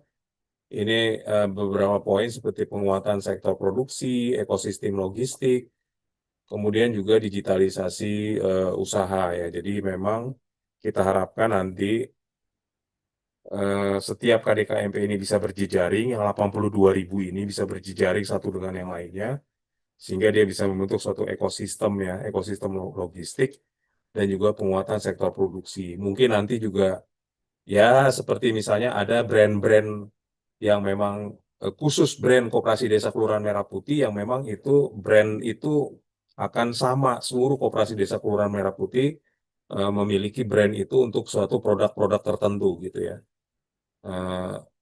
Dan ini saya pikir merupakan satu strategi ya, satu strategi agar Koperasi Desa Kelurahan Merah Putih paling tidak di level desa itu bisa menguasai market ya, bisa menguasai market khususnya pasar komoditi-komoditi yang sifatnya strategis. Kemudian juga digitalisasi usaha, ini juga terkait dengan kita harapkan sih nanti semuanya itu cashless ya. Dan juga bagaimana kami di pengawasan ini bisa memonitor transaksi-transaksi itu lebih mudah gitu apabila dilakukan secara cashless gitu ya, atau ya apa tanpa uang fisik gitu ya. Jadi bisa dilakukan secara cashless. Dan juga lebih mudah kita melihat potensi-potensi fraud dan seterusnya ya apabila semua transaksi itu bisa dilakukan secara cashless. Lanjut. Nah, ini sinergi dan koordinasi tentunya kita nggak bisa sendiri ya, ada BPKP, Kementerian Dalam Negeri juga, ya Kementerian Desa juga ya, ada Kementerian Keuangan, kita bersama-sama dengan tugas kita masing-masing. Dan kita juga diamanatkan oleh Impres 9 tahun 2025 dan juga Impres 17 yang terbaru tahun 2025 tentang percepatan pembangunan gudang dan gerai Koperasi Desa Kelurahan Merah Putih gitu.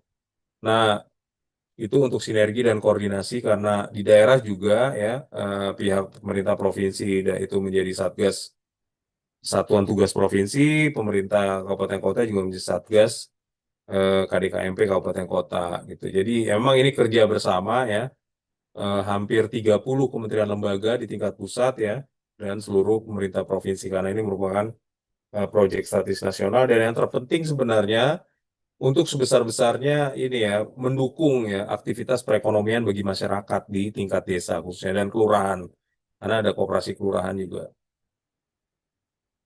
Lanjut. Nah, Bapak Ibu sekalian, kami juga sudah mengembangkan dan sudah mulai menjalankan juga ya sedang mengadakan suatu semacam piloting ya terkait dengan uji coba terkait dengan pengawasan berbasis partisipasi anggota dan masyarakat. Seperti kita ketahui koperasi itu sebenarnya koperasi itu, nih Bapak Ibu juga saya yakin sudah sangat tahu, BPKP juga saya sangat tahu. Koperasi itu sebenarnya motor penggerak koperasi adalah anggota. Ya, itu adalah anggota. Bukan pengurus, bukan pengawas. Ini yang harus kita juga pahami dulu gitu ya. Meskipun pengurus dan pengawas berasal dari anggota, dipilih dari oleh dan untuk anggota gitu. Tetapi anggota itu merupakan motor penggerak utama dari koperasi. Gitu ya. Anggota diwadahi nanti dalam suatu forum yang namanya rapat anggota, apakah itu rapat anggota biasa ataupun rapat anggota tahunan. itulah forum tertinggi ya untuk memutuskan apapun, mengevaluasi apapun, merencanakan apapun di dalam rapat anggota. Jadi secara prinsip ya, ini bukan kata saya, tapi secara textbook dan prinsip nilai koperasi, motor penggerak koperasi itu adalah anggota. Ya. Pengurus, pengawas ya, mereka memimpin, mengawasi, dan seterusnya. Tetapi sekali lagi, setiap anggota harus terinformasi apapun A sampai Z yang ada di koperasinya. Kalau ini bisa berjalan dengan baik, itu tidak akan ada anggota atau satu anggota pun yang tidak terinformasi gitu ya, oleh apapun yang dilakukan oleh pengurusnya atau pengawasnya atau koperasi secara umum atau pengelola koperasinya gitu. Jadi ini sehingga pengawasan berbasis partisipasi anggota, berbasis anggota ini menjadi sangat penting.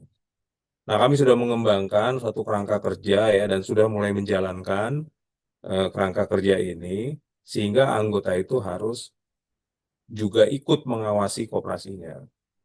Tapi ini untuk mempersingkat waktu dari gambar ini, untuk bisa mengawasi tentunya si anggota ini harus mempunyai pemahaman ya tentang koperasi itu sendiri, tentang KDKMP-nya. Dia harus paham dulu gitu.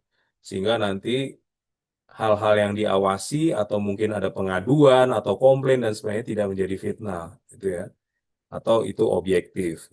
Dia harus memang proses penyadaran, literasi, anggota sebanyak-banyaknya itu harus disadarkan, harus diberikan literasi, sehingga kalau dia mau mengawasi koperasinya, dia betul-betul mengawasi berdasarkan apa yang sudah dia pahami gitu ya tentang koperasi itu, sehingga dia tidak mengatakan bahwa nanti itu tidak berdasar atau tidak berbasis dengan data atau evidence gitu. Izin Pak Deputi, waktu tinggal 2 menit. Oke, saya pikir ini sudah ini yang dimaksud dengan kerangka kerja ini dan yang terakhir, oh enggak ini enggak perlu next.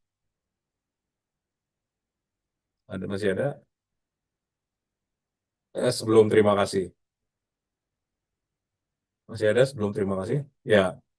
Jadi ini Bapak Ibu sekalian, manfaat Koperasi Desa Kemang Putih ini coba saya ulang kembali, yaitu meningkatkan nilai tukar petani dan nelayan, menekan tingkat inflasi ya melalui efisiensi rantai pasok, menciptakan lapangan kerja yang berkualitas di desa karena nanti akan ada berbagai gerai di situ, dan mendukung UMKM dengan berperan sebagai akselerator dan agregator di tingkat desa. Saya pikir itu yang dapat kami sampaikan ya, nanti mungkin kita bisa berdiskusi dan kami serahkan kepada moderator, kurang lebihnya mohon maaf. Wassalamualaikum warahmatullahi wabarakatuh. Terima kasih.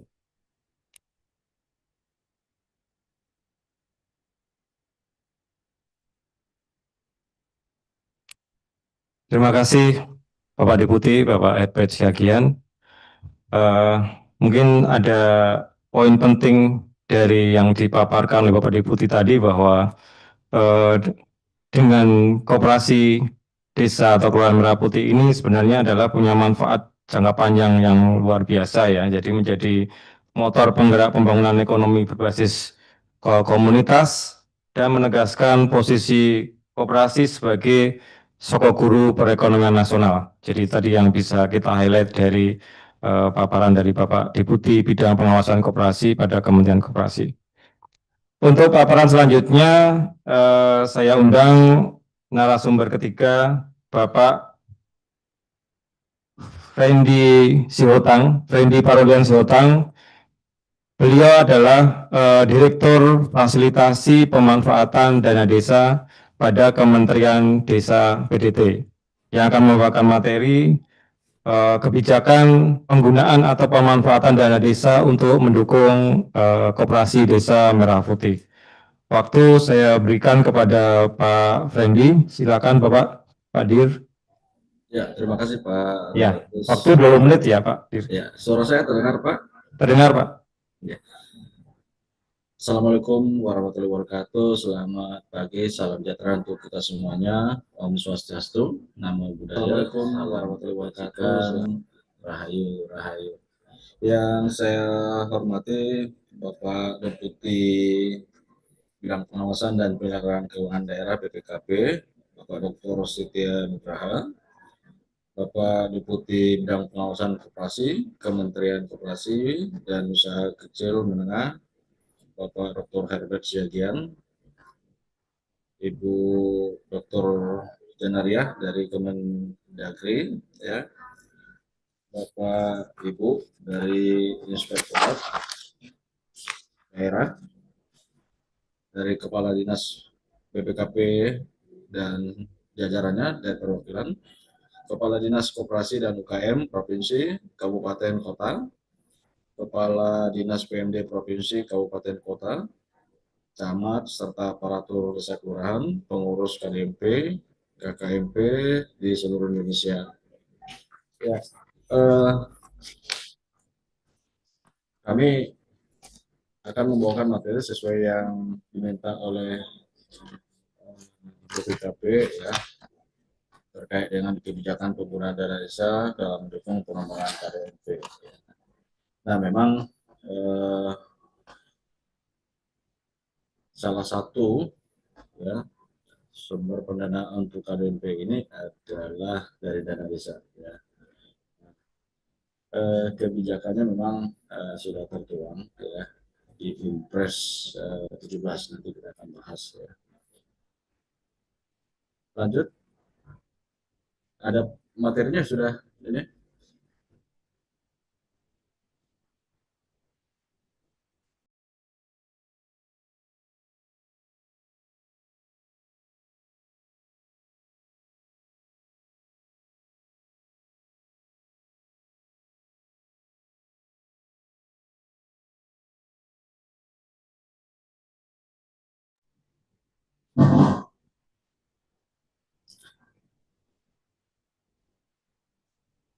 Ya, next slide. Sebagaimana seperti yang disampaikan oleh Pak Deputi tadi, Pak Herbert, memang operasi ini sudah masuk, ya, di dalam visi misi cita, kemudian juga, ya, masuk di RPJM, ya, 2025-2029, ya, di cita. Nah, cita ke-6, ya, membangun dari desa dan dari bawah untuk pemetaan ekonomi dan pengentasan kemiskinan, ya. Nah, kemudian dari cita ini, next slide, Kementerian Desa, ya, dan PDT membuat 12 aksi prioritas, ya. Nah, salah satunya dari 12 aksi ini adalah revitalisasi badan usaha milik desa dan pembentukan koperasi, ya, koperasi desa atau kelurahan Merah Putih untuk peningkatan kesejahteraan masyarakat desa dan mendukung, ya, makan bergizi gratis. Nah, jadi Kementerian Desa, ya, sudah membuat aksinya, ya, yaitu salah satunya adalah koperasi. Lanjut. Nah, uraian dari aksi 1 itu, ya, untuk konteks koperasi adalah pendirian koperasi Desa Merah Putih baru atau dari tidak ada, ya. Kemudian revitalisasi atas koperasi desa yang ada di desa tetapi berstatus tidak aktif. Kemudian pengembangan koperasi yang sudah ada dengan menambahkan unit usaha atau kegiatan pelayanan sebagaimana maksud pada Impres nomor 9 tahun 2025. Nah, sebagaimana kita ketahui Bapak Ibu, sejak Impres tersebut, ya, diterbitkan, maka Kementerian Desa, ya, sudah memfasilitasi pembentukan atau mengarahkan kepada Musdes, ya. Dan data yang ada memang sudah hampir semua sudah melakukan Musdes dan sudah semua, ya. Kemudian juga tinggal ada beberapa desa yang terkait dengan akta notaris, kemudian AHU, ya, di beberapa tempat, ya. Ini di sekitar Papua, ya, karena memang kondisinya agak berbeda dengan daerah lain, ya. Lanjut. Nah, dana desa ini Bapak Ibu merupakan salah satu sumber pendapatan desa, ya. Jadi dari 7 sumber pendapatan, ya, dana desa ini yang langsung bersumber dari APBN.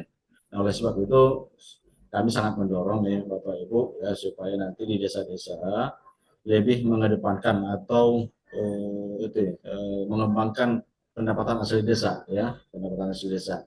Karena inilah potensi yang luar biasa menurut kami, ya, yang langsung dimiliki oleh desa, ya. Yang lainnya yang bersumber dari APBN, kemudian ADD, ya, baik ADD dari provinsi maupun kabupaten, maupun hibah dan sumbangan yang tidak mengikat dari pihak ketiga, kemudian lain-lain pendapatan desa yang sah, ya. Jadi kami sangat mendorong nih Bapak Ibu ya di tingkat desa itu adalah pendapatan asli desa, kemudian juga bantuan keuangan hibah maupun pendapatan lain yang sah ya. Nah, di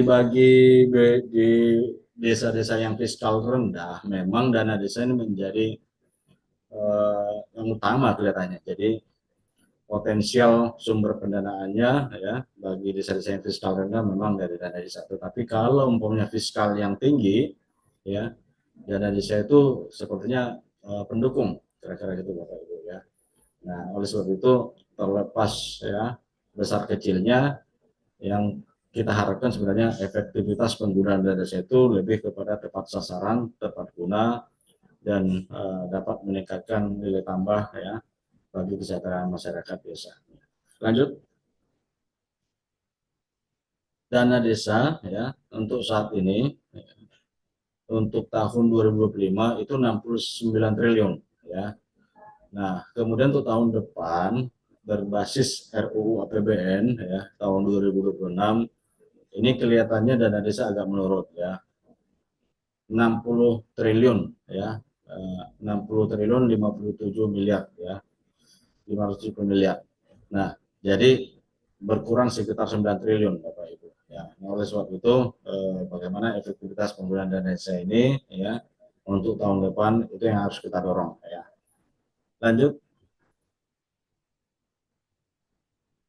Mandatnya kepada Kementerian Desa sesuai dengan PP 37 tahun 2003 ya. Pasal 71 ayat 1 2 3 4 ya. Dana desa itu diprioritaskan untuk mendanai pembangunan dan pemberdayaan masyarakat. Kemudian ya Kementerian Desa itu menyusun ya diminta menyusun fokus penggunaan dana desa ya setiap tahunnya. Nah, ini berdasarkan peraturan perundang-undangan mengenai perencanaan nasional dan alokasi TKD ya. Jadi kami setiap tahun menyusun fokus penggunaan dana desa itu berbasis undang-undang APBN ya. Jadi nanti untuk tahun depan kami akan mereferensi penggunaan dana desa itu sesuai dengan undang-undang APBN. Kemudian rincian. Nah, rincian ini sebenarnya prakteknya sekarang itu termuat di dalam Permendes 7 Bapak Ibu ya. Nah, yang fokus yang sekarang itu di Permendes 2 dan kami nanti akan melakukan revisi untuk Permendes 2 untuk mengakomodir program dan kegiatan untuk tahun depan. Lanjut. Nah, ini peraturan Menteri Desa yang dikeluarkan oleh Kementerian Desa itu ada 2 ya untuk tahun ini ya. Nah, Permendes 7 dan Permendes 2 ya. Lanjut. Karena waktu ya. Next slide. Nah, kemudian koperasi ini, BUMDes dan koperasi itu merupakan lembaga ekonomi ya. Nah, oleh sebab itu sebenarnya bagaimana perkembangan potensi ekonomi lokal yang ada di desa ya, baik melalui BUMDes maupun koperasi ya. Dan ini sebenarnya harus menjadi sangat strategis di tingkat desa ya. Lanjut. Next slide. Ya, kebijakan koperasi desa Meratubui. Nah, kita melangkah ke sini Bapak Ibu. Nah, Pak Presiden sudah mengatakan bahwa beliau akan mendukung segala upaya ya menggerakkan koperasi di Indonesia karena koperasi adalah sarana untuk membantu rakyat dan saudara-saudara kita yang masih lemah ekonominya ya. Seiring dengan itu beliau sudah mengeluarkan 2 impres tahun ini ya. Impres 9 kemudian impres 17 ya. Nanti akan kita lihat. Lanjut. Nah, Impres 9 ya tahun 2005 tentang percepatan pembentukan koperasi desa Kelurahan Merah Putih. Menteri Desa ada dimandatkan ya Bapak Ibu, yaitu ada 7 mandat ya di dalam Impres tersebut, yaitu menginventarisasi potensi desa, kemudian membentuk fasilitasi pengadaan lahan untuk koperasi desa Kelurahan Merah Putih, kemudian melaksanakan strategi dan kebijakan ya. Nah, dan lain-lain. Jadi prakteknya Kementerian Desa sudah mendukung ya melalui berbagai regulasi untuk ya percepatan pembentukan koperasi desa Merah Putih ya. Lanjut. Nah, setelah impres tersebut muncul kemudian terbit Kepres nomor 9 tahun 2005. ini tentang Satuan Tugas Percepatan Pembentukan Koperasi Desa Kelurahan Merah Putih. Nah, Satgas ini ya, ini antar lintas kementerian ya. Kemudian Satgas ini bertanggung jawab langsung kepada Presiden di tingkat pusat. Kemudian Satgas ini ya, ada Satgas nasional, kemudian provinsi, kemudian tugas Satgas kabupaten dan kota ya. Jadi berjenjang Bapak Ibu ya. Lanjut. Nah, beberapa dukungan regulasi ya yang sudah terbit kemarin ya, seiring dengan Impres 9 maupun Kepres ya, Kepres 9 ya. Nah, diantaranya PMK nomor 49 tahun 2025 tentang tata cara pinjaman dalam rangka pendanaan KDMP ya. Kemudian Permendes PDT nomor 10 ya tahun 2025 tentang mekanisme persetujuan dari kepala desa dan dalam rangka pembiayaan KDMP. Kemudian Permendagri nomor 13 tahun 2025 tentang dukungan bupati wali kota dalam pendanaan KDMP. Untuk ini untuk kelurahan. Kemudian PMK 63 tahun 2025 tentang penggunaan saldo anggaran SAL pada tahun 2005 untuk pemberian dukungan ya kepada bank yang menyalurkan pinjaman kepada KDMP maupun KKMP. Perlu kami sampaikan Bapak Ibu ya, seiring dengan terbitnya Impres ya 17 tahun 2025 tentang percepatan ya pembangunan gedung gerai ya, maka kelihatannya kami juga akan menyesuaikan terhadap Impres tersebut ya. Jadi Permendes 10 tahun 2025 ini sepertinya akan kami revisi Bapak Ibu ya. Kami revisi kemudian juga atau diganti ya menyesuaikan terhadap Impres nomor 17 ya.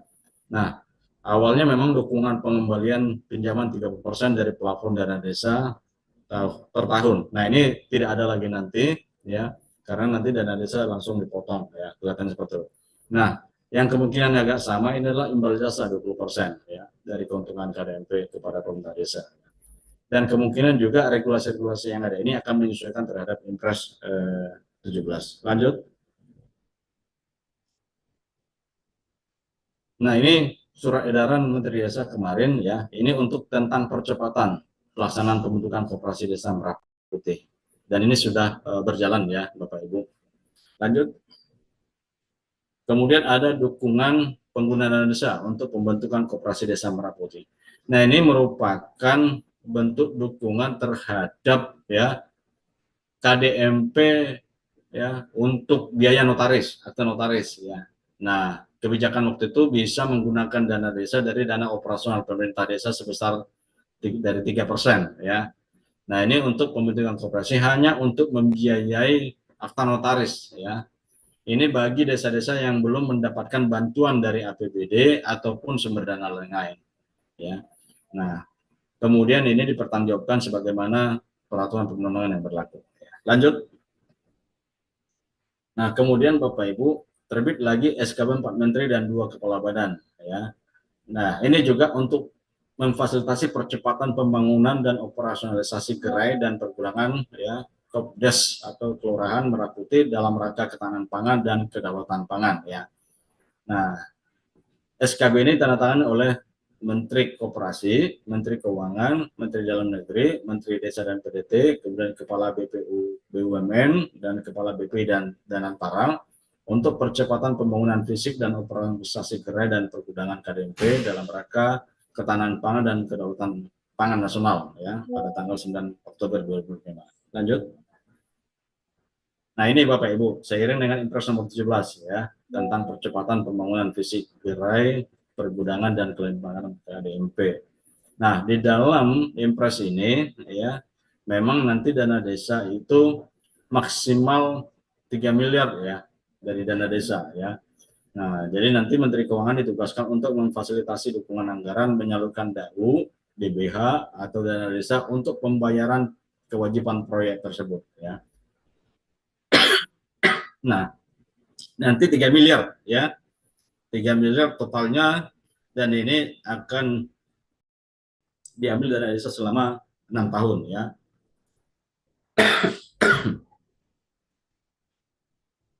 Dan Menteri Desa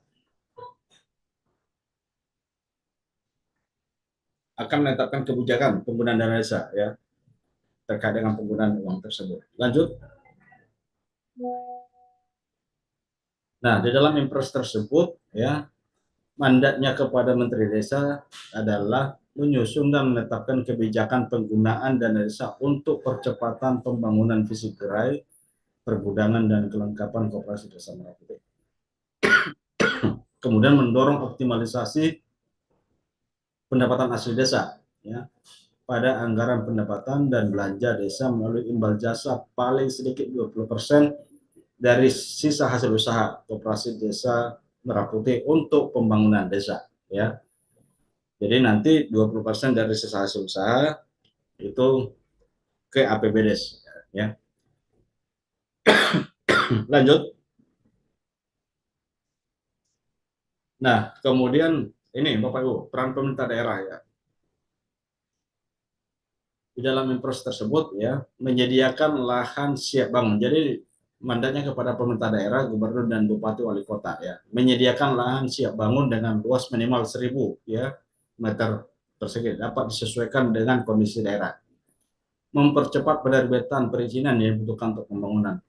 Menyelaraskan program ini ke dalam dokumen perencanaan dan anggaran pembangunan daerah APBD, kemudian melakukan pembinaan pengawasan dan melaporkan dukungan Pemda kepada Menteri Dalam Negeri dan Menteri Koperasi. Nah, ini mungkin nanti dari Kemdagri bisa menyampaikan ya, menjelaskan secara teknis karena memang Pemda di bawah Kemdagri ya. Lanjut. Nah, tindak lanjutnya ya. Tindak lanjut Impres nomor 17 tahun 2025 ya, tentang percepatan pembangunan fisik gerai, pergudangan dan kelengkapan KDP. Kementerian PDT, Kementerian Desa PDT ya akan melakukan apa? Merevisi atau mengganti peraturan Menteri Desa dan Pembangunan Daerah Tertinggal nomor 10 tentang mekanisme persetujuan dari kepala desa dalam rangka pembiayaan KDP ya. Kemudian menyusun regulasi yang mengakomodir ya percepatan pembangunan fisik gerai, pergudangan dan kelengkapan KDP ya. Dan ini kami sedang menyusun Bapak Ibu Permendes Fokus ya penggunaan dana desa tahun depan ya. Dan kami akan mengakomodir ya kebijakan percepatan pembangunan fisik gerai tersebut ya di dalam regulasi fokus penggunaan dana desa ya. Kemudian juga mendorong ya optimalisasi pendapatan asli desa pada APBDes melalui imbal jasa paling sedikit 20% dari sisa hasil usaha KDMP untuk pembangunan desa. Jadi ada dua hal ini yang memang mandat dari Impres 17 tersebut Bapak Ibu ya. Kemudian Kementerian Desa akan mendukung ekosistem dalam pelaksanaan KDMP. Kemudian menyusun sistem monitoring, evaluasi dan pelaporan terkait penggunaan dana desa untuk KDP dan imbal jasa dari SHU tersebut. Kemudian melakukan sosialisasi, advokasi kepada pemerintah daerah, pemerintah desa, BPD, dan tenaga pendamping profesional. Kemudian mendorong kerjasama antara KDP dan BUMDes atau sebaliknya. Ya. Kemudian akan menginventarisir atau mengembangkan praktik baik ya penggunaan dana desa untuk KDP agar dapat diadopsi, ditiru, ya dan dimodifikasi Bapak Ibu. Ya. Kemudian lanjut. Nah ini peran koordinasi ya. Dan ini juga seperti yang disampaikan oleh Pak Deputi tadi, memang sinergi dan koordinasi ini sangat penting Bapak Ibu ya. Apalagi kebijakan KDP ini sangat dinamis ya. Nah oleh sebab itu Kementerian Desa dan PDT ya bersama dengan Kementerian Dalam Negeri dan Kementerian Koperasi ya terkait dengan akuntansi dan pencatatan bagi hasil di APBDes yang bersumber dari imbal jasa paling sedikit 20% dari SHU KDMP. Nah ini kami akan sinkronkan nanti Bapak Ibu dengan Siskodes ya. Ketika nanti KDMP itu sudah berhasil atau menghasilkan sisa hasil usaha, nah ini masuk ke APBDes yang 20% tadi ya. Nah ini harus tercatat ya di dalam APBDes dan kami harus sinkron atau berkoordinasi dengan Kemendagri dan Kemenko. Kemudian bersama dengan Kementerian Keuangan, Kementerian Dalam Negeri dan Kementerian Koperasi untuk sinergi dan harmonisasi ya agar tidak timpang tindih kebijakan regulasi terkait dengan KDMP. Dan ini juga supaya nanti memudahkan Bapak Ibu ya kebijakan-kebijakan itu tidak tumpang tindih ya.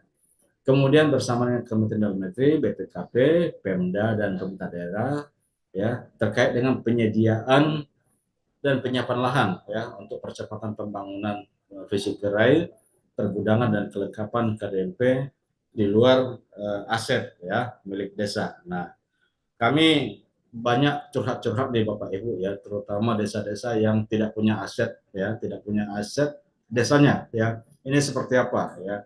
Nah, kalau desa yang punya aset mungkin tidak masalah ya. Jadi sudah menjadi asetnya dibangun lagi KDMP ya, ini lebih mudah. Nah, tetapi bagi desa-desa yang tidak punya aset ya, ini seperti apa? Nah, jadi mungkin perlu pembahasan lebih lanjut atau mungkin sudah ada regulasi yang dikeluarkan oleh Kementerian Dalam Negeri ya. Lanjut terkait dengan imbal jasa ya. Nah, ini imbal jasa ini yang 20% dari SAU ini menjadi pendapatan asli desa yang sah ya, dicatat dalam APB desa ya. Nah, kemudian mendorong penggunaan imbal jasa ini ya, mengutamakan kepentingan masyarakat desa ya. Kemudian membangun sarana prasarana ekonomi produktif seperti perbaikan jalan, produksi dan saluran irigasi tersier ya. Kemudian pengurangan kemiskinan seperti bantuan pendidikan bagi keluarga miskin, pemberian harga sembako murah dan padat karya tunai ya. Kemudian waktu tinggal 1 menit. Dukungan difabel ya, alat posyandu dan layanan kesehatan lainnya ya. Izin Pak Dir, waktu tinggal 1 menit. Oke, sebentar lagi nih ya. Siap. Peningkatan lapangan pekerjaan di desa seperti mengembangkan UKM ya, desa, wisata dan lainnya ya. Kemudian pengembangan kapasitas masyarakat seperti pelatihan, manajemen atau manajemen digital usaha wirausaha, inkubasi bisnis lokal, promosi produk lokal dan lain-lain ya. Kemudian pengembangan literasi.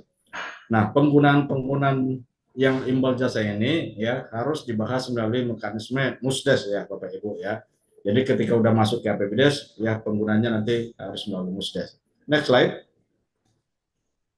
Nah, ini peran kepala desa ya. Nah, mengidentifikasi lahan atau tanah milik desa yang akan digunakan untuk pembangunan fisik ya, gerai, pergudangan ya. Kemudian melakukan koordinasi dengan Pemda ya untuk mengidentifikasi lahan yang bukan milik desa yang akan digunakan untuk pembangunan fisik gerai ya, pergudangan dan kelengkapan KDMP. Kemudian kepala desa melakukan dialog rutin dengan pengurus dan pengawas KDMP. Kemudian kepala desa menjembatani apabila ada perbedaan atau permasalahan ya. Kepala desa mengawasi aset yang digunakan ya. Kemudian mencegah penyalahgunaan aset untuk kepentingan pribadi ya. Kemudian kepala desa melakukan pencatatan aset ya. Kemudian kepala desa memastikan imbal jasa paling sedikit 20% dari sisa SAU melalui optimalisasi PADes dan APBDes untuk pembangunan desa. Next slide. Kemudian untuk tenaga pendamping ya. Nah, tenaga pendamping di tingkat desa ya, ini membantu pemerintah desa untuk percepatan pembangunan fisik gerai ya. Seperti apa? Identifikasi dan kesiapan lahan, akses jalan, kemudian kesiapan SDM di tingkat desa, kemudian titik koordinasi lokasi ya, memantau pelaksanaan kegiatan, kemudian penyusunan dukungan perencanaan, mendukung kegiatan dan masalah ya. Lanjut. Nah, ini yang terakhir ya. Next. Nah, berdasarkan RUU APBN 2026 ya. Jadi dana desa itu ya Bapak Ibu diprioritaskan. Nah, ini arah penggunaan dana desa ya. Kurang lebih sama dengan tahun ini ya, penggunaan dana desa. Ada BLT, kemudian tapi BLT sekarang tidak ada persentase, kelihatannya seperti itu ya. Kemudian untuk ketahanan iklim dan bencana, kemudian peningkatan promosi ya, layanan dasar skala desa ya, kemudian program ketahanan pangan atau lumbung pangan, energi dan lembaga ekonomi lainnya ya. Kemudian dukungan implementasi koperasi Desa Merah Putih ya. Kemudian pembangunan dan pembangunan infrastruktur ya. Kemudian infrastruktur digital ya dan teknologi desa, kemudian program sektor prioritas lainnya ya di desa. Kemudian dana desa dapat digunakan untuk DOP maksimal 3% ya pengguna desa. Jadi itu Bapak Ibu gambaran ya yang dapat kami sampaikan terkait dengan Impres terbaru, Impres 17 ya. Kemudian juga tindak lanjutnya apa yang harus dilakukan, kemudian juga bagaimana penggunaan dana desa tahun depan, yang mengakomodir KDMP ya, KDMP untuk tahun depan. Saya kira itu yang dapat kami sampaikan, Bapak Ibu. Mohon maaf. Wassalamualaikum warahmatullahi wabarakatuh. Terima kasih Pak Dir. Jadi ada beberapa hal yang mungkin bisa saya highlight dari paparan dari Pak Direktur Pak Freddy Siotang tadi. Yang pertama adalah bahwa terbitnya 2 impres terkait KDMP semakin mendorong mandatori teman-teman di daerah dan desa untuk segera membangun dan mengoperasionalkan KDMP, dan dari pihak Kementerian Desa PDDT juga akan segera melakukan revisi terkait fokus penggunaan dana desa. Ada 8 arah fokus penggunaan dana desa dan diantaranya adalah termasuk dukungan untuk KDMP. Baik Bapak Ibu sekalian, untuk paparan terakhir dari Kementerian Dalam Negeri yaitu Direktur Fasilitasi Kerjasama Lembaga Pemerintah Desa dan Badan Permusyawaratan Desa Kementerian Dalam Negeri, Dr. Insinyur Sanaria MSI akan membawakan materi terkait peran pemerintah daerah dan desa dalam mendorong keberhasilan koperasi desa kelurahan Merahwati. Waktu dan tempat saya persilahkan Bu Direktur. Ya, terima kasih Pak Deputi atas waktu yang diberikan. Mohon maaf, kami dari Kementerian Dalam Negeri, khususnya Dirjen Bina Pemerintahan Desa, mewakili Bapak Dirjen, Bapak Laude, yang sedang dalam penugasan juga. Dengan tema yang diberikan oleh pemerintah daerah dan desa dalam mendorong keberhasilan KDKMP, karena ada koperasi dan juga kelurahan, jadi kurang kaya Pak KDKMP ini. Nah, latar belakang pembentukan KDKMP tadi sudah disampaikan oleh narasumber sebelumnya, jadi saya skip saja bahwa ada arahan Bapak Presiden dalam ratas dan lain-lain.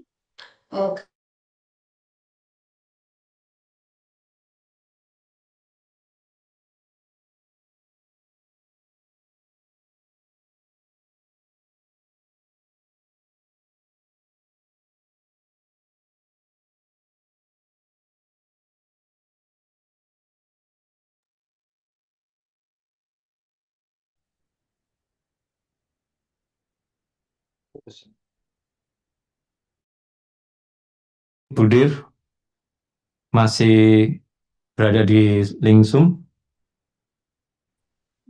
Sepertinya terputus. Halo? Ya, silakan Bu. Siap.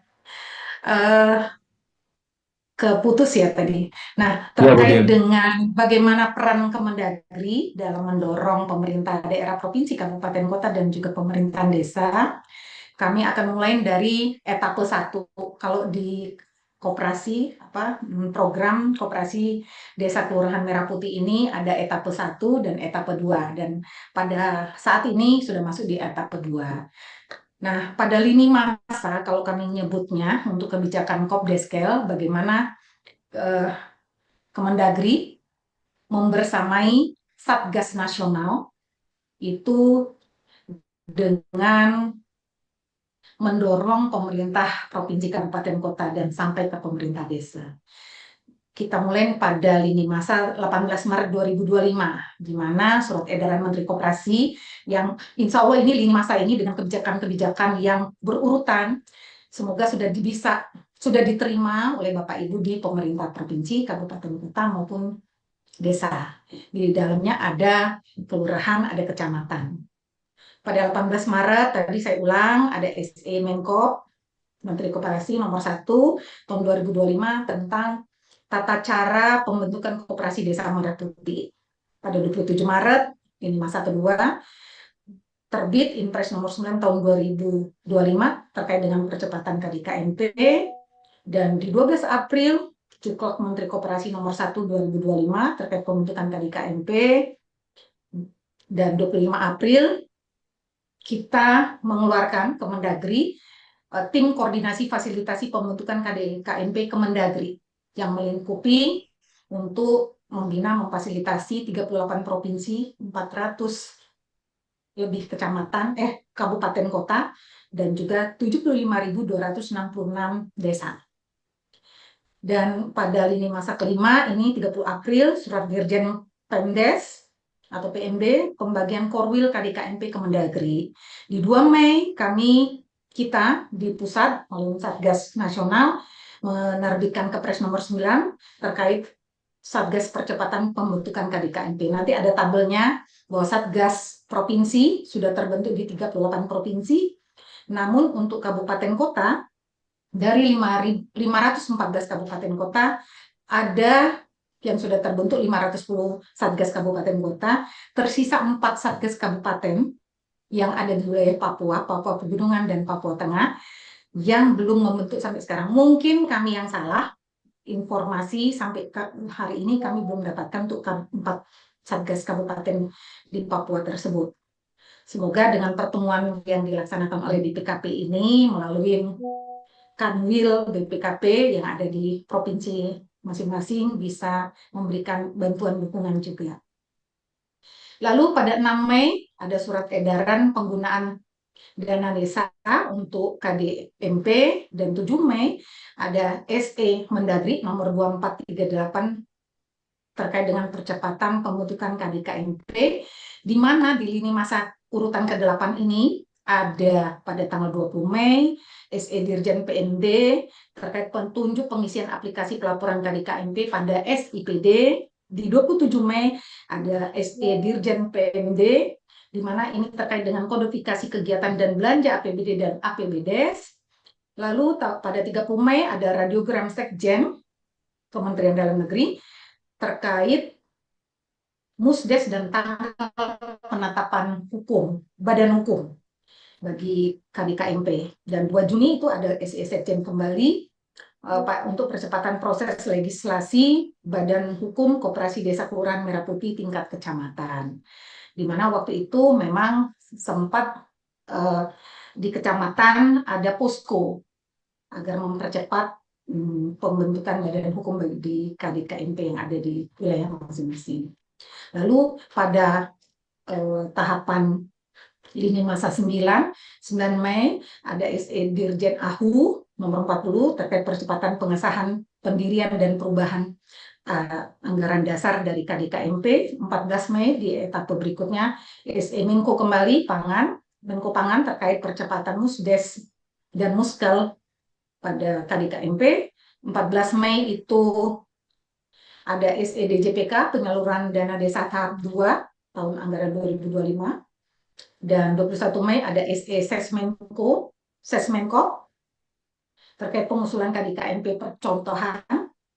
Lalu pada tahapan lini masa 13, 28 Mei ini ada Permenkop nomor 1 tahun 2025 terkait penyaluran pinjaman atau pembiayaan dana bergulir kepada koperasi percontohan. Ini mock-up koperasi desa kelurahan dan 21 launching yang dilaksanakan di Klaten waktu itu. Nah, lini masa itu etape 1. Di slide berikutnya ada etape kedua.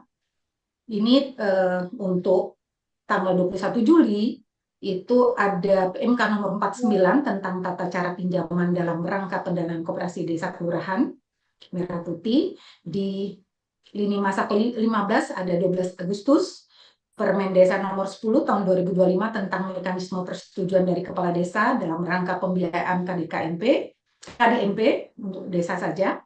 Dan 19 Agustus 2025 ada SE Sekjen Kementerian Dalam Negeri nomor 4597 terkait percepatan pelaksanaan konsolidasi satuan tugas KDKMP.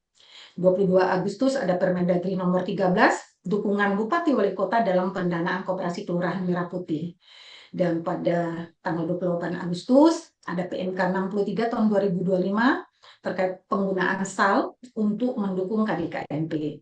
Dan pada 8 September ada SE Mendagri kembali terkait pemanfaatan barang milik daerah dan aset desa untuk mendukung pengembangan rencana bisnis kegiatan koperasi Kopdeskel Merah Putih. Pada lini masa ke-20 ada 9 September itu ada Permenkop kembali nomor 2 tahun 2025 tentang pengembangan usaha koperasi kelurahan Merah Putih. 22 September Kemenpan, Kemendagri, dan BKN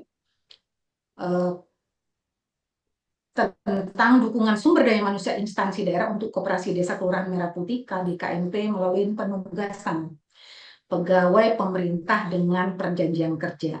Di 24 September ada SE Mendagri terkait dengan pembentukan Satgas Kecamatan dalam percepatan pembentukan dan pengembangan koperasi desa kelurahan Merah Putih, dan mohon maaf memang sampai sekarang masih banyak dalam proses teman-teman di kabupaten kota untuk mendorong terbitnya SK untuk Satgas Kecamatan ini, dan kami mohon dukungannya untuk mempercepat hal tersebut karena ini etapa kedua memang butuh tidak hanya Satgas provinsi maupun kabupaten kota tapi sampai ke kecamatan sehingga rentang kendali itu lebih dekat. Pada 25 September ada surat edaran atas nama Menteri Dalam Negeri, Sekjen yang tanda tangan terkait percepatan operasionalisasi tambahan 126 koperasi Kelurahan Merah Putih. Dan pada 30 September ada SE Deputi Bidang Pengembangan Usaha Koperasi Kemenko terkait penetapan asisten. Mohon maaf nanti kalau sampai di lini masa kedua yang dan teman-teman yang lain taunya ada dari lini masa ini kebijakan yang belum tercantum di sini. Mohon untuk memberikan nanti masukan juga. Nah, terkait dengan lini masa ke-25 itu ada SE Menteri Desa PDT percepatan musyawarah desa khusus untuk persetujuan dukungan pengembalian pinjaman koperasi Desa Merah Putih.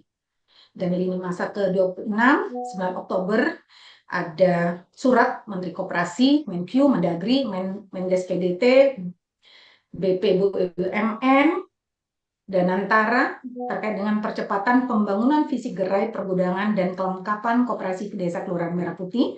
10 Oktober ada PKS, Agrinas, Pangan Nusantara, dan TNI, di mana terkait dengan sinergitas pembangunan koperasi desa Kelurahan Merah Putih. 20 Oktober ada SE Menko terkait pendataan aset tanah dan atau bangunan untuk percepatan pembangunan fisik gerai pembangunan dan kelengkapan koperasi desa Kelurahan Merah Putih. Dan 21 Oktober ada Impres nomor 17 tahun 2025 terkait percepatan pembangunan fisik gerai pergudangan dan kelengkapan koperasi desa Kelurahan Merah Putih. Dan tak lupa terakhir sebenarnya ada juga SE terkait aset juga yang dikeluarkan oleh Menteri Dalam Negeri yang di sini belum tercantum. Mungkin nanti kita akan tambahkan. Karena hampir yang disampaikan tadi oleh Pak Herbert juga, kebijakan-kebijakan bisa berubah dalam hari maupun minggu. Nah, pembagian wilayah jadi pada saat tindak lanjut peluncuran kelembagaan KDKMP dengan tindak lanjut usulan perpanjangan masa kerja Satgas, yang tadinya memang hanya sampai etapa 1, di mana etapa 1 Juli, etapa 2 itu Juli Oktober, etapa 3 itu November Desember, dan 2026 sampai 2028 itu etapa 4, yaitu terkait penguatan. Usulan target ada slide berikutnya, bisa dibaca karena waktu cuma 20 menit. Kenapa kami sampaikan lini masa etapa 1 dan 2? Karena disinilah peran Kemendagri untuk mendorong pemerintah daerah dan pemerintah desa dalam kesuksesan dari operasionalisasi KDKMP ini. Nah, di pembagian wilayah jumlah KDKMP bisa dilihat juga pembagian wilayahnya, di mana wilayah 1 itu oleh Wamen Pertanian, wilayah 2 itu oleh Wamen Dagri, wilayah 3 itu Wamen Desa dan PDT, dan wilayah 4 itu oleh Wamen Kelautan dan Perikanan. Nah, kriterianya memang pada saat itu adalah memiliki setidaknya 1 gerai atau bidang usaha atau bisnis dan lokasi KDKMP terverifikasi, di mana memang tambahannya bahwa 1 provinsi minimal ada 1 koperasi ideal dan 1 kabupaten juga memiliki minimal 1 koperasi yang ideal. Wali kota juga seperti itu di kota, minimal koperasi yang ideal ada 1. Terkait kelembagaan, di tahapan pendirian Kopdeskel Bisa dilihat ada langkah 1, langkah 2, langkah 3, langkah 4, langkah 5. Ini hanya untuk merefreshing saja buat Bapak Ibu, baik itu Kepala Perwakilan BPKP, Inspektur, Kadis Koperasi, Kadis PMD, Camat, Kades, dan Lurah, dan Bapak Ibu semua yang hadir pada saat ini. Di mana itu ada musdes, ada rapat pendirian koperasi, ada penyerahan dokumen ke MPAK, ada mengunggah ke SABH, dan pengesahan koperasi itu sendiri. Pengumuman, lalu Kopdes Merah Putih berdiri. Skema kelembagaan, Bapak Ibu bisa dilihat bahwa penguasaan Kopdes Merah Putih melibatkan unsur pemerintah desa, BPD melalui musdes, dan pemerintah daerah melalui perangkat daerah yang menangani urusan koperasi dan desa, melakukan pembinaan dan pengawasan sesuai dengan Undang-Undang Nomor 23 Tahun 2014 tentang pemerintahan daerah. Di mana kalau pembinaan dan pengawasan umum itu dilakukan oleh Kemendagri, sementara pembinaan dan pengawasan teknis oleh Kementerian Teknis terkait. APH akan dilibatkan untuk penegakan hukum dan aturan pelaksanaan Kopdes Merah Putih.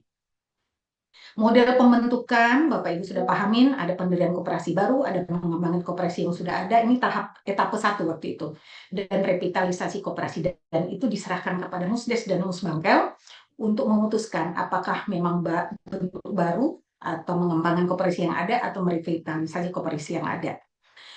Unit usaha koperasi, Bapak Ibu, ada kantor koperasinya dalam satu kawasan area, ada toko sembako, ada klinik desa, apotik desa, dan ada simpan pinjam, gudang atau cold storage, dan juga logistik desa. Di mana membentuk 6 gerai, dan waktu itu kami menyampaikan juga ada contoh model KDMP sektor kesehatan, yaitu di India meluncurkan apotik Jan Ausadi, di mana dengan tujuan menyediakan obat generik berkualitas dengan harga terjangkau dan meningkatkan akses bagi masyarakat. Dan ini hanya untuk menjadi salah satu contoh saja bagaimana pemerintah India dengan 90 juta outlet terdapat insentif tambahan untuk apotik yang dibuka oleh perempuan untuk gender ini dan penyandang disabilitas. Yang perlu diperhatikan dalam pembentukan dan pengembangan KDMP etape 2 ini, yaitu pendirian pengembangan revitalisasi ini harus ada bangunan, ada proses bisnis, ada sistem digital, SDM, dan pendanaan. Di mana untuk pilar, itu ada 5 pilar tadi, bangunan, proses bisnis, sistem digital, SDM, dan pendanaan. Pada bangunan itu ada menyiapkan infrastruktur fisik yang fungsional dan sesuai standar.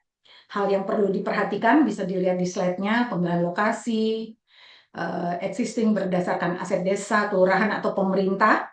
Dan sekarang sedang proses kita mendata, melakukan pemetaan lahan dan aset desa, atau aset pemerintah kabupaten kota, atau aset pemerintah provinsi maupun aset pemerintah pusat, KL dan lembaga, perencanaan tata ruang dan lain-lain sesuai ada di slide, mungkin Bapak Ibu bisa lihat. Proses bisnis adalah mengembangkan dan menguji SOP untuk berbagai kegiatan usaha KDMP dengan hal-hal yang perlu diperhatikan pada sistem digital untuk mengimplementasikan sistem digital yang mendukung efisiensi, transparansi, dan juga akuntabilitas operasional dari KDMP, KKMP seluruh Indonesia. Dan apa yang harus diperhatikan pada saat membangun sistem digital ini, SDM, membangun SDM, kapasitas SDM, KDMP dan KKMP yang kompeten dan berintegritas. Yang terakhir, pendanaan, memastikan dukungan finansial dan kemitraan strategis untuk keberlanjutan koperasi multi-sumber dan transparan, dan hal-hal yang perlu diperhatikan. Nah, dukungan Kemendagri mungkin singkat berdasarkan Inpres nomor 9 misalnya, ini untuk merefresh saja buat Bapak Ibu di pemerintahan provinsi maupun kabupaten kota sampai ke desa dan kecamatan juga, bahwa Menteri Dalam Negeri itu ada 4 tugasnya pada saat Inpres nomor 9 diterbitkan: mendorong gubernur, bupati, wali kota, memberikan pendampingan, memfasilitasi pemerintah daerah, baik provinsi, kabupaten, kota, dalam dokumen perencanaan dan penganggarannya, dan juga melakukan sosialisasi, pemantauan, evaluasi, pelaporan, dan setiap ada perubahan kebijakan, kami melakukan rakor melalui Sapa Desa, biasanya di setiap minggu ada, tapi selalu di Rabu, tapi kalau Rabu nggak cukup, di hari lain kami lakukan juga Sapa Desa tersebut. Nah, hasil rapat audiensi Bapak Menteri Dalam Negeri bersama Menteri Koperasi tentang Koperasi Desa Merah Putih ini, poin pentingnya adalah bahwa bersama ABSI waktu itu membahas terkait implementasi KDMP. Tujuan dari program Kopdes ini baik juga ada 7 poin waktu itu. Nah, Satgas Percepatan Pembentukan dan Operasionalisasi KDKMP di dalam Kepres memang baru Kepres nomor 9 tahun 2025 bahwa memang di sana mengamanatkan membentuk Satgas provinsi dan kabupaten kota. Tapi setelah di etap kedua dibutuhkan lebih agar rentang kendali tidak kabupaten kota langsung desa, tapi ada camat di sana. Sehingga melalui SE terkait pembentukan Satgas kecamatan, dan memang sangat dibutuhkan agar kita kan masih kekurangan SDM juga ya, hanya kalau untuk mengurusin koperasi saja cukup, tapi kan tidak hanya koperasi Merah Putih yang harus diurus oleh teman-teman pemerintah daerah. Nah, susunan Satgasnya karena tinggal 4 Satgas kabupaten di wilayah Papua yang belum terbentuk, berarti ini anggap sudah selesai, tapi tidak hanya terputus pada pembentukan Satgas, tapi adalah bagaimana operasionalisasi Satgas itu setelah terbentuk, dan itu tetap diharapkan sampai operasionalisasi KDKMP ini dibutuhkan dukungan dari Satgas provinsi maupun kabupaten kota. Nah, di SE Mendagri nomor 500.3/5222 tanggal 24 September tentang Satgas Kecamatan dalam percepatan pembentukan dan pengembangan koperasi Desa Kelurahan Merah Putih, di mana memang Satgas Kecamatan ini adalah berdasarkan keputusan Bupati Wali Kota. Jadi jenjangnya memang jauh ya, usulan dari kecamatan, camat, keanggotaan dari Satgas Kecamatan itu dan tugasnya apa, itu ada di slide-slide berikutnya, dan kami mohon dukungannya melalui acara pagi sampai siang hari ini untuk Bapak Ibu. Terakhir ini adalah skema pemanfaatan aset, karena aset ada di pemerintah daerah dan pemerintah desa. Opsi pemanfaatan aset Koperasi Merah Putih ada barang milik daerah BMD dan juga ada aset desa, di mana yang kita data adalah barang milik daerah yang idle dan juga aset desa yang idle.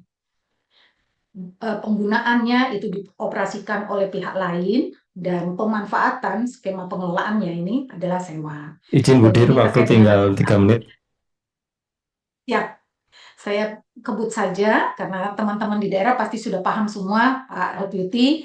Tinggal memang kita mendorong karena sampai di akhir November ini kita diminta memang Kemendagri untuk memetakan aset desa yang idle, termasuk juga kemarin beberapa minggu yang lalu bersama Agrinas dan juga TNI melalui Wapanglima itu kita diminta mendukung agar bisa memetakan lahan atau aset yang ada di daerah masing-masing. Yang tadi saya sampaikan di awal, bisa itu lahan aset milik desa, lahan aset milik pemerintah kabupaten kota, pemerintah provinsi, maupun kepemilikan dari statusnya KL. Kami hanya mohon dukungannya teman-teman di daerah dan juga KL nanti kalau itu aset idle yang ada di daerah tapi statusnya kepemilikan punya KL. Poin penting terkait laporan hasil inventarisasi ini bahwa sebagai wujud untuk mendorong tata kelola aset khususnya penatausahaan aset berbasis teknologi informasi, pelaporan bahwa aset desa disampaikan oleh Kades kepada Bupati Wali Kota setiap semester. Ini ada di Permendagri 3 2024. Pelaporan aset desa dilakukan sesuai format laporan hasil inventarisasi aset desa yang dapat dicetak melalui aplikasi Sipades 3.0.